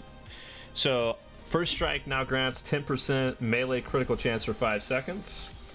So, kind of like Master of War on Red Captain, right? So you have 5 seconds of additional critical chance for you to figure out, like, probably lead into, I want to say, like, a Fist of Valor or a Strike Towards the Sky, some big hitting skill, right? That's kind of nice. But the 4 set is what really helps that 3 set really look good. Builders have a chance to allow First Strike to be used regardless of the target's health. I don't know what the chance for that to proc is. I'm sure it will tell me. Actually, maybe it will tell me if I put all the pieces on right now. Yes, bind it. Let's see. 20% chance. So it's a 20% chance for any of the builders, Dexter's Hook, Low Strike, or Sinister Cross, for First Strike to be used, and it's for a duration of 8 seconds. So when you hit it, it's just available for 8 seconds. 8 seconds is really huge there because you can fill it, you can then fit it in wherever you want in your rotation afterwards for a little bit of time, which is really cool. So that's pretty awesome to have that, and it is a good DPS increase for the Red Brawler, I think. I mess with it on BRs pretty often. Yeah, with 20%, absolutely. Same as the Red LM set. Yes. Yeah, I think that it's going to be really good, though, because we're really struggling over here. I technically... No, I don't want these. I want acquisition. Okay, so I would need another piece of... 2 pieces of cloth to rock either the shoulders or the helmet. Dude, the Vanguard helmet is pretty good. I think I might go with the shoulders just because right now my shoulders on the Red Brawler set are trash. They're actually garbage. I don't know if that's the way to go, but I know that this Vanguard Bloodsworn helmet is massive on the critical rating. So we'll have to see. OB, I have a question for you. Since you were testing it on a BR, what piece did you substitute in? Do you recall which piece that you substituted in for your 6th piece, since this is a 5 set? Was it the leggings, maybe? Leggings are seeming to be... Maybe it was the boots? Because the 20k finesse? You don't? You just run full 6? Okay. I might end up doing... Oh, you don't remember. That's right. Okay, sorry. I misread that. It was like that was ages ago. Gotcha. I might end up just going for the shoulders just because that seems more accessible with the 2 cloth. We'll end up getting that eventually, and that'll get me 5 set red. Being able to come in there and do that would be nice. Then, when we're at 5 set red, boys, we don't have any other reason to get brawler pieces, so I can just start handing brawler pieces away to people. So, which would be nice. So, oh cool, I did need to turn this on. Huge. Boom. Very good. Yeah, we'll start handing out brawler pieces here before long. I tell you what. Start kitting out some of my brawlers out in the server. So that'll be good. That'll be good. So, alright, cool. Oh. What are we big chilling with right now? Let me check. Boots are ass on instant set. I run adventurers there because raid sets are different, so hard to tell between the classes. Let me look. Yeah, I mean these were 20k finesse, like 11k crit with might and vit, right? You're right though. I see what you mean. The fate on the boots is not enticing. So the finesse is a choice for brawler though. Like I don't think I need much finesse. And I'm not necessarily losing any. I'd be gaining it. It would be going over 100. Cool, right? I could technically, I think I'm running wit right now. I could just swap out wit, and then when I get confidence leveled, maybe that could be an option. I'd lose a little bit of mastery, but I'd probably gain more crit. I don't know. Confidence always feels like bait, though. I'm going to be real with you guys. I should be leveling determination, though. That would be another great one to be leveling, but I don't know. Dude, the virtue grind on every character is such a pain, man. It truly is. That's just the pain. That's the biggest thing. That's the brutal part, right? So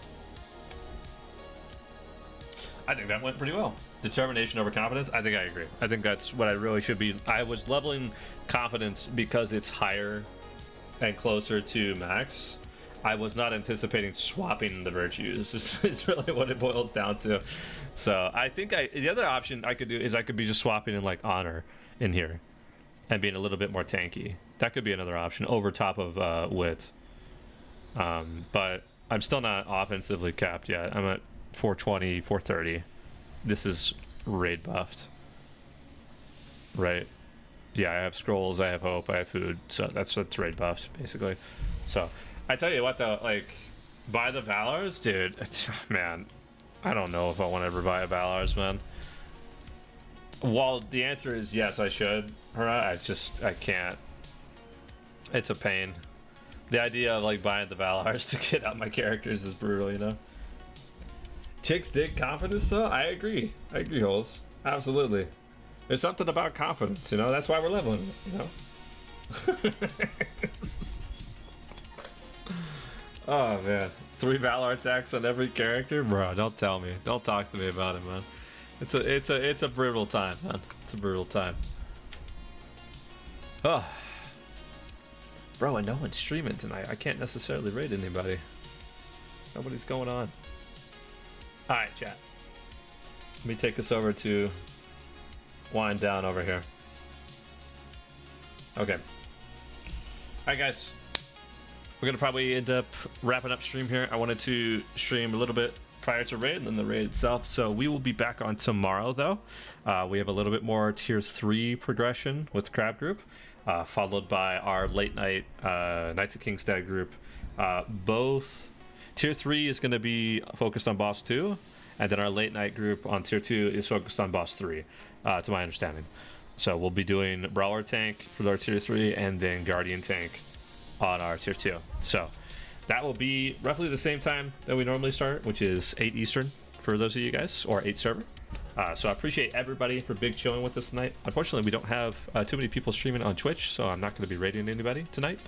But if you guys want to get notified about when we go live, always feel free to follow the channel. And there's also here in the Discord there, if you guys wanted to join. Not much activity there. This is just my personal Discord to ping in case you ever guys want to use Discord more for those notifications. So appreciate the follow there, Harad. So, okay, guys, we will be back on tomorrow, same time. Hope you guys have a wonderful rest of your week. Stay safe, and I will catch you in the next one. Take care, everybody.